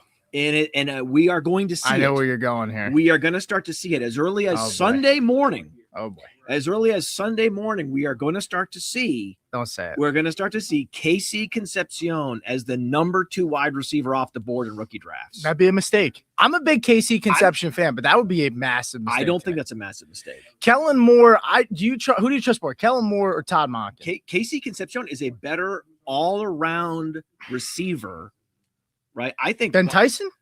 Well, so is Lemon, right? Lemon's also a better all-around receiver. It's just that Jordan Tyson does the thing that the NFL loves the most, which is big wingspan, athleticism. He's athletic, ceiling's high, tantalizing, but he is weak after the catch. He is, he has some. So what are you? Not the sharpest, most polished route runner. But are you going to have him ahead of him? Are you going to have Casey ahead of Tyson? I am very open to this. You're okay. I don't think this is crazy talk. I think it's crazy I don't talk. think this is wild speculation. I think it's wild. The thing that's probably going to force my hand, because it's just like I'm not the fantasy player I was 10 years ago, where I'm making these crazy swings. The top 10 capital for Tyson is the thing that's going to prevent me, is going to be the air brakes that prevents me from doing it. Sure. But it is going to be a consideration, and I'm very open. I am very open. Y'all want to write articles about this? Please, I want to read them. You want to post it on Dynasty Reddit? By all means, I'm here for it. I want to consume all the Concepcion at wide receiver 2 and rookie drafts. I'm here for it. And I think there's been some picks coming in. That's what we got with Concepcion. That's what we got. And we're going to send it back to the boys at the main desk. But we are going to hit the couch one more time as well, because we have fixed the mic issue 100%. You're welcome. We heard your comments. We're going back to the main desk. Are we up? Yay, we're back. I didn't hear mashed potatoes or We have macaroni we have cat. Nope, I didn't or hear anything milk about or mackerel milk or anything. or maui maui mahi mahi. We Nothing. are in trade hour. It's now officially been labeled trade hour after we get the Dylan Thieneman selection by the Chicago Bears. No, this is the trade This is hour. I the don't know nothing about no witching hour. Witching hour is going to come on Saturday at about 3:30. This is the trade hour. We start because- taking shots of tequila on air. Yes. So we had, of course, Casey Concepcion go, and then we had Dylan Thieneman go to the Bears. Houston traded up with the Bills, traded up over the Niners, and they didn't go Caleb Lomu, who we all kind of thought, oh, unofficially this might be a Lomu move. We're talking I thought about it there over was here. no doubt a Lomu move. And it turns out it's Keelan Rutledge, who is a bad dude. We heard he is a bad dude. Mustachioed man. A mother. And he's going to go to Houston. Georgia Tech offensive lineman. He's going to go to Houston. Mm-hmm. Meanwhile, the Niners got leaped and they go, damn, we better get back. So the Niners have now traded down with the Dolphins. The Dolphins, who were picking at 30, are now moving up to pick 27. Niners give up pick 30 and 90. Dolphins get What? 27 and 138. From McCoy? Alex had Zion Young. I had Colton Hood to the Dolphins. The Dolphins moved up ahead of Kansas City, ahead of Buffalo, and, of course, in place of San Francisco now. Mm-hmm. You had Jermod McCoy. I have McCoy, yeah. McCoy's fallen. McCoy's in availability right now. Mm-hmm. Who's the number one player on your board right now? The number one McCoy's player, my number one player on the board with a bullet. my number one player is Peter Woods. But if they move up, okay, so this is where we can never, ever, ever, ever, ever know what's really happening. Because the writing on the wall was getting ahead of the Niners was for Lomu, not for the guard. Yeah. Because Basantis, Pregnon, all on the board. You move up for a guard that we thought would be there when you were picking. Yes. Their intel. And you know what? DeMeco Ryans, if there's anyone that knows what the Niners want to do, it's DeMeco Ryans, right? He has a lot of ties to the Niners. So his inclinations, everyone must have known you got to get ahead of the Niners here if you want Rutledge. They do. Then the Niners are able to get the Dolphins to move up. Dolphins, they bullied out. They moved back one spot, got draft capital, moved back up. I don't know who it's for because I don't know what they're going. Is it Keldrick Falk? Are they trying to get ahead of the Bills for Falk? What does Boston do to this whole fantasy thing if he goes here to Miami? If Boston goes to the Dolphins here, I mean, we're talking about is this Devontae Parker 2.0? Big guy, might take a little bit of marination, development, but a guy that with Malik Willis, in an offensive Malik Willis, we're not talking about high passing volume. We're talking about you have to capitalize on big time plays. Boston is the guy that does that. I mean, this is a guy that's pretty electrical with the ball in his hands. This is a guy that is pretty good yak, pretty good contested catch numbers. So, I mean, I think it's fun. It's probably not great for our rookie drafts. It's more fun for best ball. Insta wide receiver 1 on that roster. Oh, Insta wide receiver 1, Insta alpha. But what does that mean and what does that look like on a weekly basis? I think it looks good for best ball when you don't have to decide. But I think in the long term, it's a good thing. Because Boston, I even said this last night, Boston has a lot of Devontae Parker in them, enough for me to be excited. Devontae Parker was the 11th overall pick. Like he was a more highly scouted or touted prospect. But Boston has enough in that game. But what we're not talking about here, it looks like the Dolphins moved up to 27 and did not lose 30. Yeah, they did.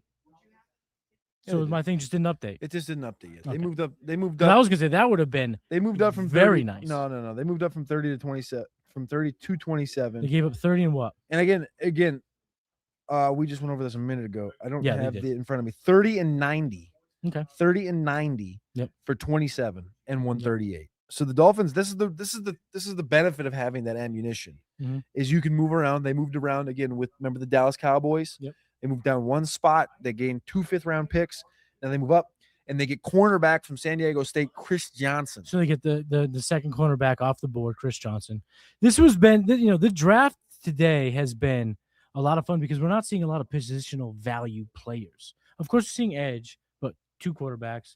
We've only seen 4 wide receivers. We've now only seen 2 cornerbacks go. Chris Johnson. So we're thinking what Chris Johnson might have gone to the Chiefs Buffalo. or the Buffalo. Buffalo is an interesting spot there. And then, of course, you have the Chiefs. The Chiefs who lost 2 cornerbacks, right? They got Delane, right? No.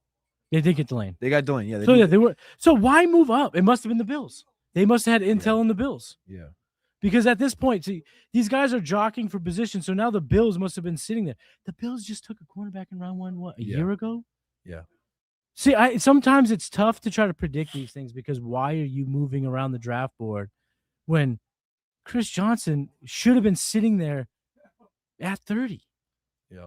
But anyway, let's analyze the play. The play's a good player at San Diego State. You saw him live in Mobile. You saw him in person. This is a guy that we wanted to get eyes on, boots on the ground, because at San Diego State, the competition isn't necessarily the highest. What did you see when you saw him in Mobile? I like Chris Johnson. I didn't think he was the best corner there. The conversation was all around Colton Hood from Tennessee, who I do have in here because we got some late buzz that he might be drafted ahead of McCoy, his partner in crime at Tennessee. I thought Davis and Igbinosun from Ohio State had the best week at the cornerback position in Mobile. Chris Johnson was just rock steady. He never got mossed. Igbinosun and Colton Hood both got mossed, both got worked over in the red zone area. Chris Johnson was just steady Eddie over there in the black helmet with the little bit of red trickle from the Aztec logo. And you're like, steady Eddie over there. Yeah. And he was fine. And I think this is a good spot. See, here's the deal with Miami. You trade down one spot. Who'd they get? Caden Proctor. Okay. You got your offensive lineman. Day 1. Now, you had Chris Johnson. You believe he's your lockdown. You haven't had a lockdown since Jalen Ramsey. This is a big move for them. We have a problem. Cody's crushing. You and Alex are tied at 34. Yes! Okay. I thought I was last by myself. There's a microphone with listeners. And I backed away from it. Well, you didn't in my ear. I backed away. Yeah, well, your ear's F'sville, but that's okay. I'm only 2 points ahead of you guys. I'm catching you. And I have some pretty sketchy picks, like Denzel Boston. And McCoy. We got 5 picks left. And you get a point for every pick that it lands in the first round. Yeah. I have some bad picks too. I don't like what's happening. How many points you got? All right. Where were we? I don't know. Dolphins. They got Chris Johnson. Yes, who they must believe is their lockdown. He's their new guy because they, again, Igbinosun, whatever, who they've had at cornerback. They haven't had a lockdown since it was Jalen Ramsey. I believe Chris Johnson is going to be that guy. That's what they're bringing him to be. Elite production in 2025, 13 pass deflections, 4 picks, no touchdowns allowed, 41% completion percentage allowed. He's got that Sauce Gardner frame. 2 career starts against Power 5. That's the question here. But that's why you pay scouts, right, brother? It's to be able to put together a scouting report that tells you that Chris Johnson's worth it. I mean, one of the highest graded guys on a lot of scouting platforms. He had a great year at San Diego State. A decent draft cycle. Gets himself in the first round here. So now the Dolphins, they double tapped very valuable positions, right? Left tackle, cornerback, maybe the second and third most valuable position in the current state of the NFL. So now if you're a Dolphins fan, you're saying, listen, we're not going to compete, but at least we got some building blocks. At least we got the positions. If these guys hit, This is what this is what dreams are made of. So we have the Bills, the Chiefs, the Niners, the Patriots, and the Seahawks. As long as there's no trades remaining in this draft, those are going to be the 5 guys that are going to make the final 5 selections. And the 5 players I have best available right now: Peter Woods, defensive tackle from Clemson, comped him to Jeffrey Simmons. Mm-hmm. I got Keldrick Falk from Auburn, comped him to Logan Hall. Jermod McCoy, Tennessee, Rock Ya-Sin as a cornerback. Those are my 3 first-round grades left right now, best available in the first round. Mm-hmm. TJ Parker from Clemson, edge. Emmanuel McNeil-Warren from Toledo, another guy that has been heavily discussed from Toledo. I thought he would fall out around 1, and then it's on down to the pure second-round graded players like Ant Hill, Zion Young, and Denzel Boston. Who's your top couple of guys available? And then we'll go to your Patriots pick here because they are trading up to pick 28. Oh, that okay. Who's your best available? My best available is Jermod McCoy. Okay. But with a bullet. But then I have TJ Parker, Peter Woods, a lot of the same things you do. EMW. I love AMW, the prospect. Denzel Boston here. But if they're moving up, I'm gonna say that they might be moving up for Lomu. Patriots move up ahead of the Niners and the Chiefs with their divisional foe, the Buffalo Bills. The Buffalo Bills do love trading with people that they compete with. They traded with the Chiefs number of times. If the Pats are moving up, I think it might be Lomu here. To replace Will Campbell? No, maybe potentially to be another guy in the cog, a guy that could be your. If you can have, I'm using this term very lightly. Replace Will Campbell. If you could shift him inside, now you're talking about a formidable offensive line. Lomu is the played pick. left tackle. Is the pick. That's a great pick. I love that pick. I'm very excited as a Pats fan. Because Lomu was the last first round graded tackle that I had. The last Mohican. The last guy.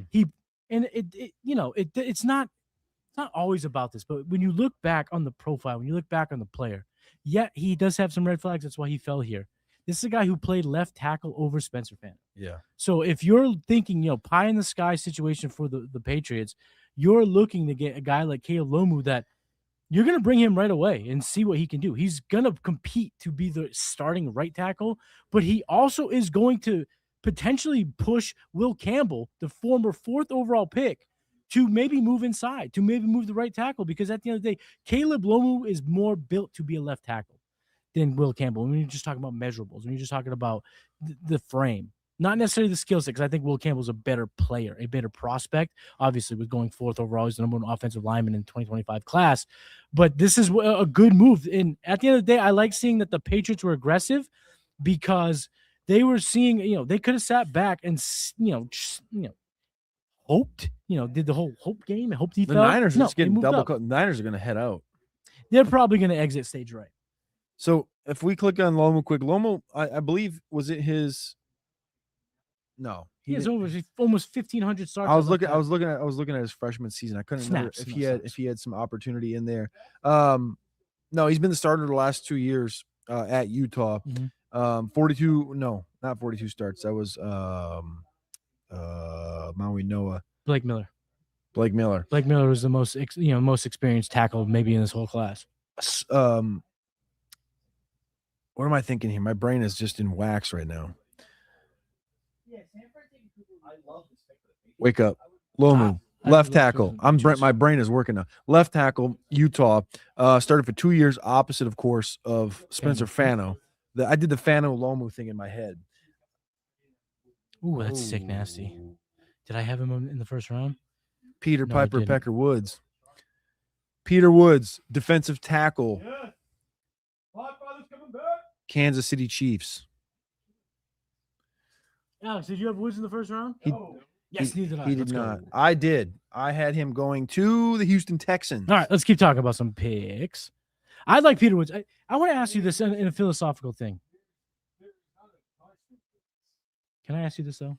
The punishment is there a world in which the Clemson Tigers didn't have a monumental failure of a year in which Peter Woods now is a top 15 pick, TJ Parker's a top 15 pick?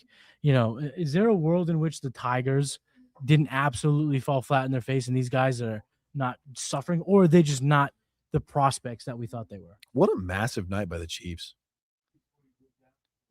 I think this was a great night for the Chiefs.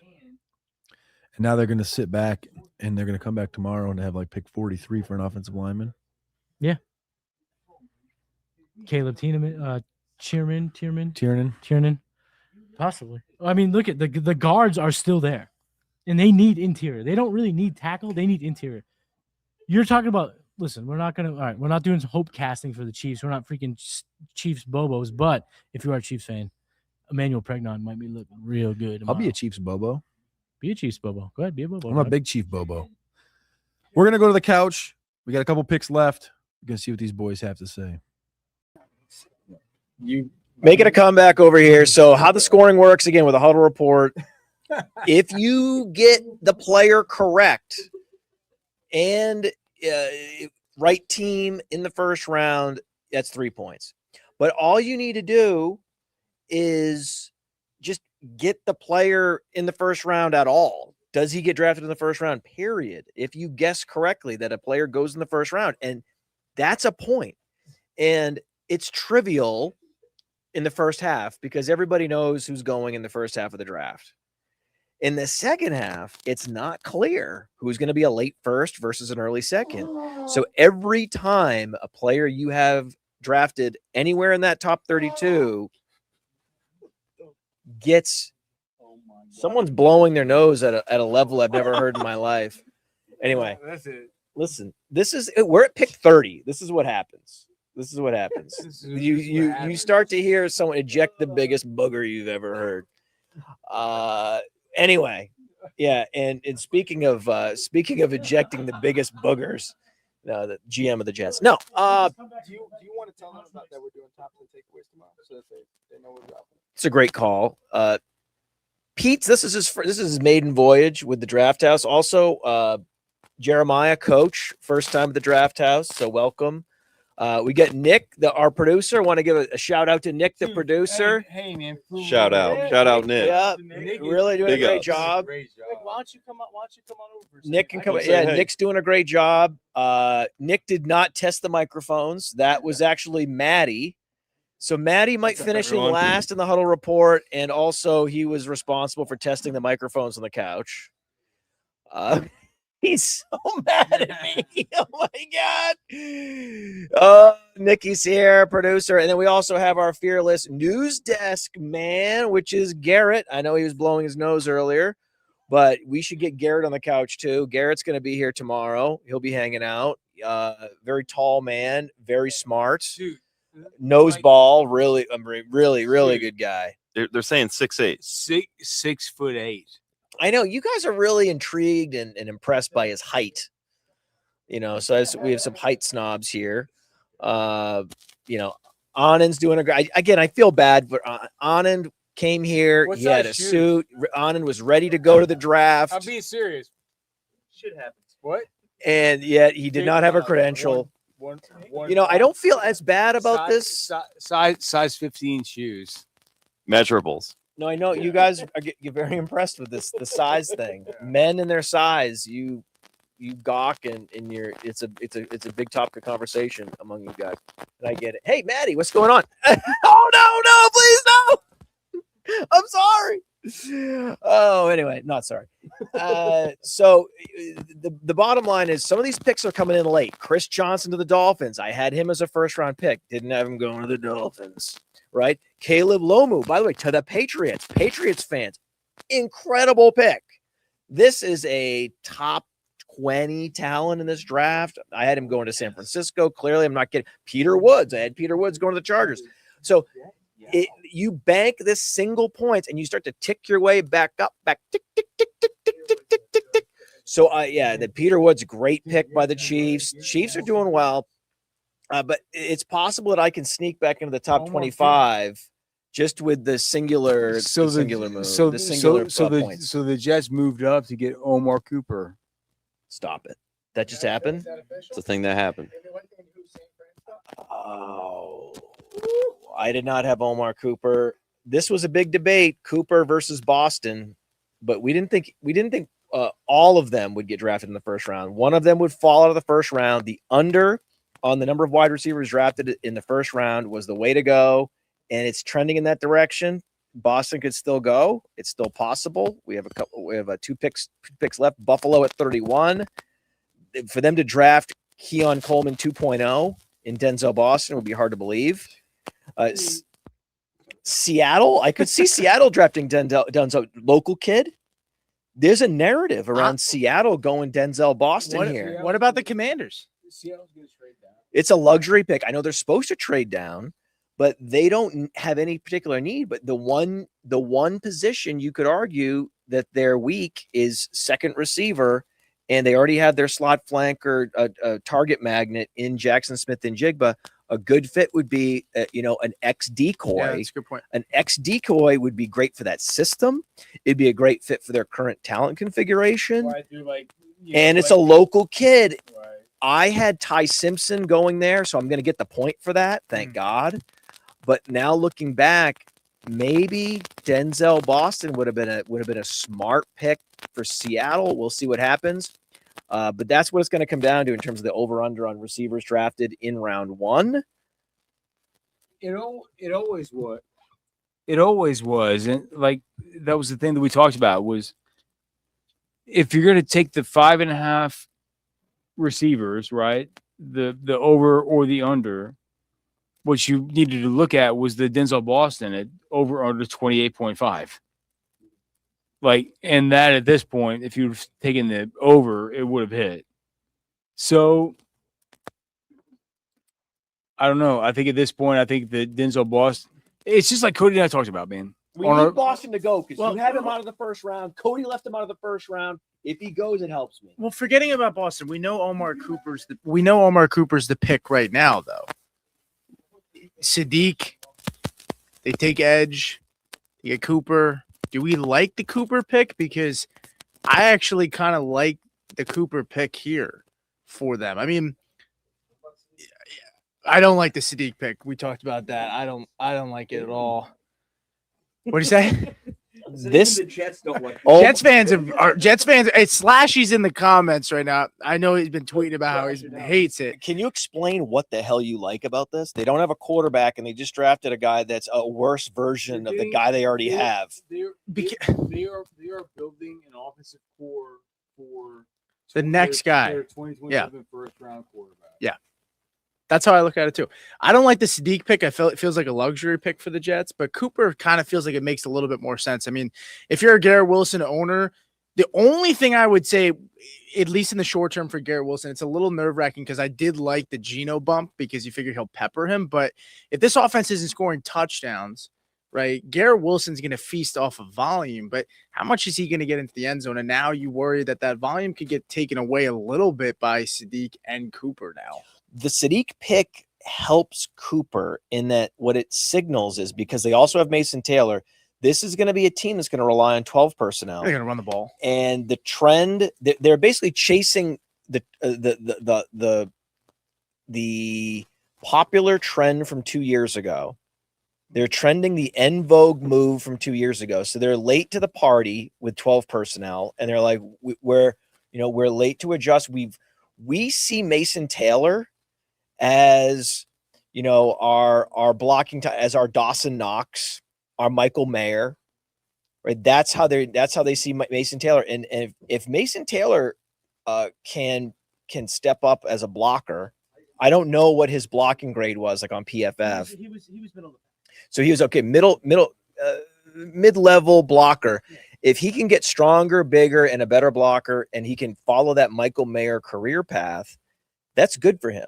He might end up breaking out on another team in a couple of years, but from an offensive system, it's not as much a luxury pick now. I would have said that 2 years ago, Pete, when so many of these teams were playing 11 personnel, but now that 12 personnel is becoming almost like the new standard, I kind of feel like most teams feel like they need 2 good tight ends.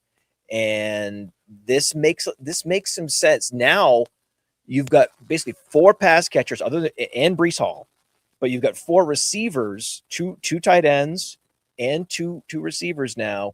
It's very clear. The one thing about Omar Cooper, it's overall bad because there were lots of great potential landing spots. Imagine him in Miami. You can imagine him in a lot of places that have wide open depth charts. So now he goes to a place where he's the clear number 2, potentially number 3 if you consider Sadiq, potentially number 4 if you consider Breece Hall. He comes in as basically the 4th best receiver on a team that doesn't have a quarterback. It's very difficult. It's very difficult to be bullish on Cooper. I know that there's going to be plenty of people drafting in rookie drafts. They're going to go with an early 2nd round receiver like a Denzel Boston, wherever he lands, over a Cooper because it's the Jets and you're not going to get much out of him this year. And I'm not even sure that he moves the needle. Like I think that he's not a player that's gonna be a threat to be this, target commander in the long run. He's always been a complimentary receiver, and complimentary receivers that are good, not great in all phases. They're good in high volume offenses with good quarterbacks. They are almost unusable on teams with bad quarterbacks. This is all things bullish for Breece Hall because you bring up all the blocking, what's going to go on with Kenyon Sadiq and Mason Taylor. Omar Cooper, he is a phenomenal blocker. So that part of his game, coaches are going to love that. So a deceptive part of this, as you're watching, you got to look not just on the surface of what's happening, look at what's going to happen for Breece Hall. This is very bullish. Yeah, that's a really good point. We get so focused on the pass catchers, but Breece Hall kind of getting a bump up here kind of makes a lot of sense too. Just given the fact that look, Cooper's known for being a good blocker. Sadiq, I'm not going to sit here and say that, but the point is like it's definitely bullish, and this is what this Jets team wanted to do under Aaron Glenn last year was be a run first offense, but they just weren't good at anything. So there was really no identity. So I think all that's fair. Now I do want to mention, since we still have people here in the chat, if you haven't liked the show, make sure you do so. If you're not subscribed, make sure you do so as well.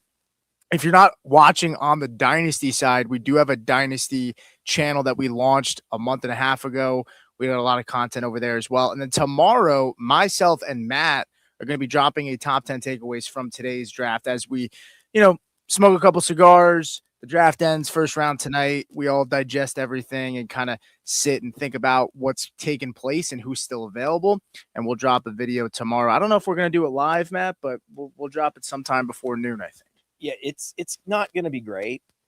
I mean, it's going to be it's going to be a good show. The show's going to be it's going to be amazing. We'll make it. It's going to be a good show. We'll make it good. But it's not going to be encouraging for those that have 2026 picks, especially if you have multiple 2026 picks. Maybe you can still tune in to get the real talk, but come in with tempered expectations, because we're talking about Omar Cooper to the Jets. I mean, just take a step back and think about what we're saying here. Two of the best weapons from this first round in Omar Cooper, which I'm not even excited about, but I'm not excited about this class in general. It's why and Sadiq, they go to the Jets. I mean, what are we talking about? It's why it's so important to tune in tomorrow for the day 2, because how many receivers, how many pass catchers went to good quarterbacks, are tethered to good quarterbacks from this draft? How many of them are jumping out of this draft airplane and holding on to a quality quarterback? Are you talking so that's why how many of those are there? And so that's why Tate, I'm assuming a lot if you're saying Carnell Tate. That's why I'm telling you, if tomorrow, like Chris Bell goes to the Dolphins, get ready. Do you know what I'm saying? Like, get ready. There's so many different scenarios where day 2 guys are going to jump first round guys. Right. Typically, now I know that I am skeptical of Tyler Shuck. I know some are way out over their skis on Tyler Shuck. I'm skeptical. I want to see a full season of production from a non-first round pick. Thank you very much. But he is a top 10 pick. So the top 10 pick carries a lot of weight. Tate landed great. He actually has a quarterback that's ascending, and so I'm not worried about Tate. I'm concerned about Tyson, but it is a top 10 capital, and I'm riding that. Everyone past Jordan Tyson The day two, dude. Here's the thing: is at risk of not producing much and losing value from 2026 to 2027. Matt, the over under on day 2 wide receivers tomorrow. Let me ask you: do you think the over or under on 12.5?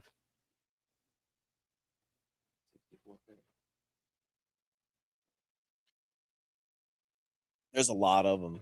I think there's a lot of good ones. I think there are 18 wide receivers that are round 1, round 2, round 3 wide.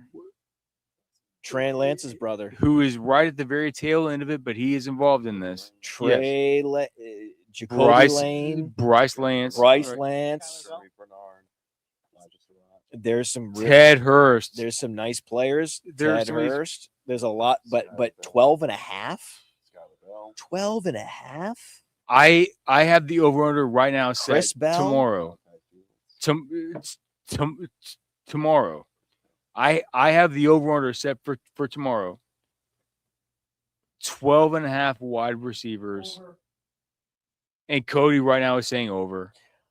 I think it's going to be over, and you're going to get some landing spots. You're going to get some receivers that are going who are good, be paired with good. Who are going to be good?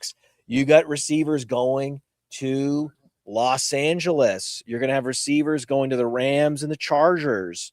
You're going to have a receiver going to Seattle. San Fran. You're going to have receivers going to San Francisco with Brock Purdy. You're going to have receivers going and getting paired with good quarterbacks and good offenses. And then you're going to look at the first round and see all these guys on the Saints and the Jets.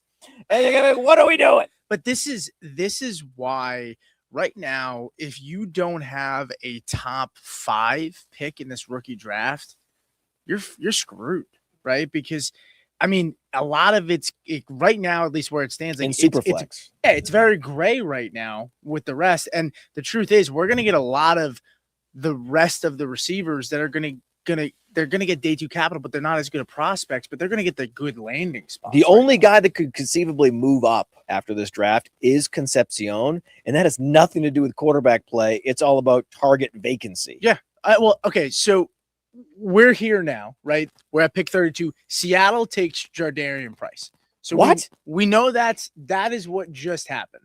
Okay, so Seattle takes Jardarian Price.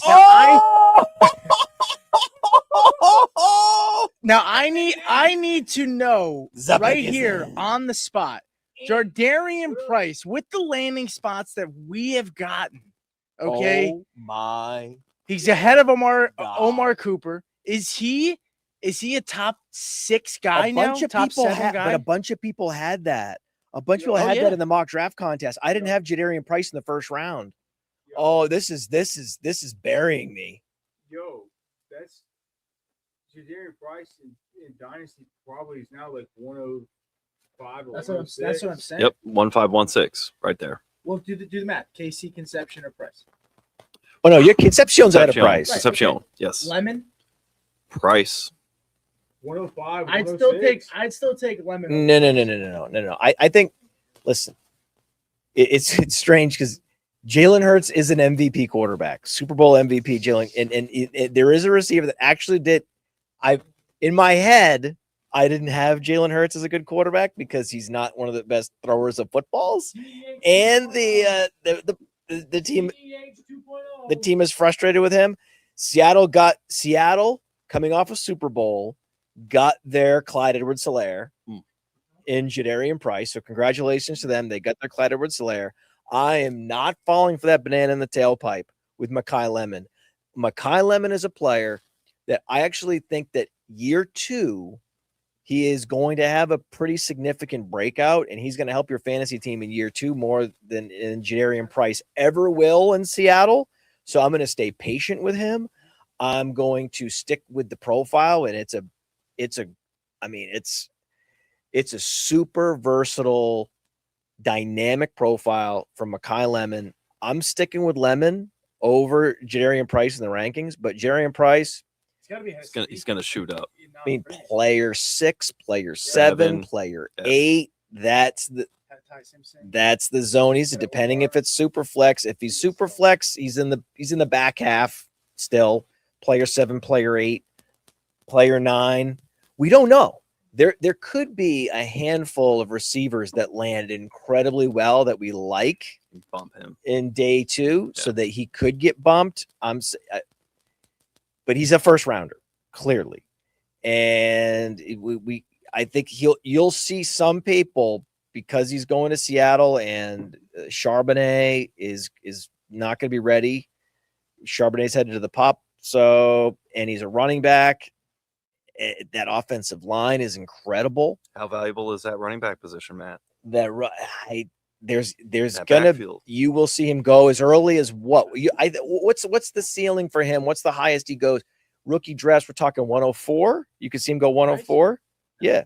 No, he will. I'm saying he The will. market will. The Just like delusional standpoint. The market. No, it's not delusional. I'm telling you. 10% of the time No, he'll go that. I am telling you, you are going to see some drafts where Concepcion goes ahead of Jordan Tyson. We thought you were saying price. No, I'm just saying there are scenarios, there are drafts you're going to be in. We're going to be in drafts. I'm in a lot of drafts where we're going to see Concepcion going, and it's not correct. I wouldn't do it. It's not going to be that way in the player profile rankings. Code is draft. You get $50 off to the all-in package, but you're going to see it.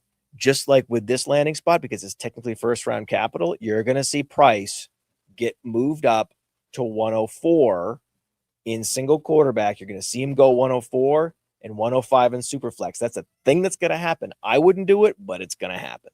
How do you think of, you said Clyde Edwards, hilarious. What about Miles Sanders after Saquon Barkley? Do you think that's a little bit more of an appropriate comp for Jadarian Price? Well, that's the comp on playerprofile.com. Well, there you have it. So how would you judge just a year of getting that Seattle backfield if he's got at least the first half of the season, Jadarian Price? Where would you want to draft him in redraft? The football guys that I've talked to unanimously said Jadarian Price is not an all-purpose back. He's not a primary back in the NFL. That he is a rotational back. That's what he is. However, it is interesting. These are football guys. And there's also some pretty damn good football guys in Seattle. And they've made some pretty damn good moves the last couple of years. Yep. And those same football guys like Jadarian Price. And there are plenty of scenarios, especially early in the season for a rookie, which is rare, right? Usually it's later in the season, but early in the season, you'd be the best before Charbonnet returns, where he could really flash. And then that could be yet more egg on the face of one Matty Kiwoom. So, because I know Matty Kiwoom hates Jadarian Price.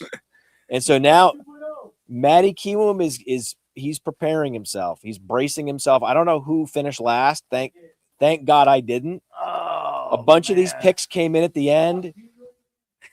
Guys like Woods came in and got drafted in the first round and helped me. So I banked some picks, thank God, just enough to survive. Maddie's last. The punishment, just so that the big reveal. You stayed around. We've had close to 2,000 concurrent viewers for the stream, and I want to thank everyone for tuning in. Everyone at RosterWatch, everyone at Player Profiler for tuning in. This has been a fantastic experience. Thank everyone just for contributing, guys like Alex Dunlap. I mean, it's just been amazing. This stream, again, is dedicated to one Memphis Young. I really wish he was here because he's just a fantastic human, and I miss him. And the punishment for Matty Kiwoom for finishing shamefully last in the Huddle Report contest is to go down our slide. We have a pool here at the Draft House, and there is a slide there's a wet slide. There's constantly water running down that slide. It's a slippery slide. So he's going to get fully naked, and he's going to go down the slippery slide, and we're going to film it. And we're going to more of a punishment to us. And we're going to pixelate it, though it's going to be one of the easier things to pixelate. Maybe just need one pixel. That's my joke. Get still my joke. All right, why don't we kick it to Maddie and Cody to wrap us up for the rest of the night, and then we'll see you guys tomorrow.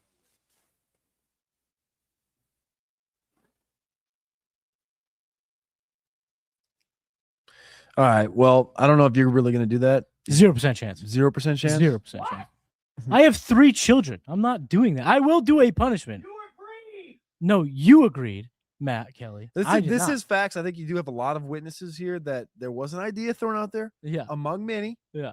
And it was never agreed upon nor signed or agreed to. But yeah, 32 picks in the bag, 8 trades. A lot of trades. The question was asked early in the week. How many trades? 3.5, 4.5. Over. Everyone said over. And then this morning, everyone's like, over 4.5 might be a low number. Right. And 8 ended up being the number. 5 of the last 6 picks ended up being moves. Seattle didn't move. They go Jadarian Price. San Francisco will open up the day for us on Friday. An hour earlier, we'll be right here in this house. Same setup. Hopefully the microphones are as they were the last hour. And we're going to get the Niners. And we're going to talk all things ball. And we're going to have, as Alex said, over under 12.5 wide receivers go tomorrow. Should be a lot. What are you taking? Over under 12.5.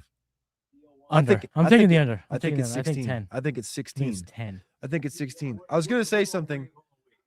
You're taking the under on 12.5? I'm taking the under. He's dumb. That's okay. You can be dumb, but that's fine. Someone who's not dumb is our man Theo Gremmen. Big shout out I'm going to give Theo. Theo a shout out. He won the huddle report. 48 points. He beat Lance Zierlein by 1. Beat me by 5 points total. 48 to 43. The lowest total for a win in a long time. But it goes to show it was a tough draft, right, to navigate. 10 matches, 28 players in the round. The most players that anybody had in round 1 was 29, and that was Lance. Lance had 29 players. A couple others had 29 players, including Daniel Jeremiah. I did win the house this year. I lost last year to Matt. I had to get my revenge. Next year, you can get your revenge. No, this is my last time ever doing this. No, come on. Ever. I'm can't- quitting. You can't say that. Alex, the last time we saw a Super Bowl winning team take a running back, the last pick in round 1, Alex was put in that corner chair because Clyde Edwards-Helaire This took is my the retirement. championship away from I'm him. taking off the boots. I'm done Took with the this. championship away from him. But the Niners will be the first team picking tomorrow, pick 33 overall. Best available players on the board right now, if you look at your top 100. Jermod McCoy, Tennessee's cornerback. He's got that injury. Ran the pro day. Just interesting last month. TJ Parker, the edge from Clemson. Emmanuel McNeil Warren from Toledo. Ant Hill from Texas. Zion Young from Missouri. And then, of course, Denzel Boston from Washington. What's your biggest takeaway here from round 1? My biggest takeaway was, the trades were high, a lot of trades. What we did not see was really much draft capital traded from 2027. None. So my takeaway here was I always assume that the trades might be on the lower side because no one wants to give away any DC from 27. Yeah. Well, what ended up happening is the end of round 1, where you can move up and maneuver around without moving future picks in the following year, ended up being kind of the catalyst for a lot of trades. But yeah, 27 picks were good. Then no one moved them. And at the end of the day, what I did take away from this, if you're an injured cornerback, you ain't going to round 1. It was Will Johnson last year, Jermod McCoy this year. And we had the run of the offensive line. We talked about the run. It started out, of course, with Spencer Fano at pick 9, Maui Noah pick 10, Caden Proctor at 12. You want a guard. You got one at 14 for the Baltimore Ravens. Blake Miller was the 5th offensive lineman to the Detroit Lions. Then we had a run on Monroe Freeling, Maxie Honachor, Keelan Rutledge, Caleb Lomu. 9 offensive linemen go in round 1. That's kind of my biggest takeaways. We heard the number was going to be high. It might push towards double digits. We didn't quite get there. We got 9. Yep. But again, that is why you see a wide receiver like Denzel Boston fall into round 2.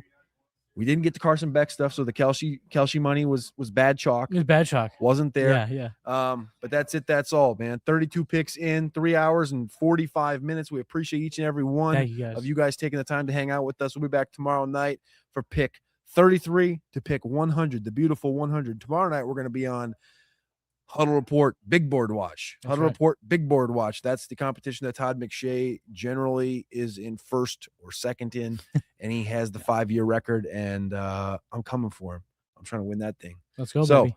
We'll be back tomorrow night, 1 hour earlier, around that 6:45. I would say 6:45 Eastern time, 7 o'clock Eastern time when the draft kicks off. We appreciate y'all. We love y'all. On behalf of Player Profiler and Roster Watch Nation, we'll see you tomorrow night. Peace. You know, it's important to me that all of our media be free, but it is you, the premium subscriber, with access to data analysis, the rankings, Dynasty Deluxe, DFS Dominator, the world famous draft kit. You get that content and you make all of this possible. The free podcasts, articles, NFL draft content. So I must give a special thanks to all of our premium subscribers. You make all of this possible.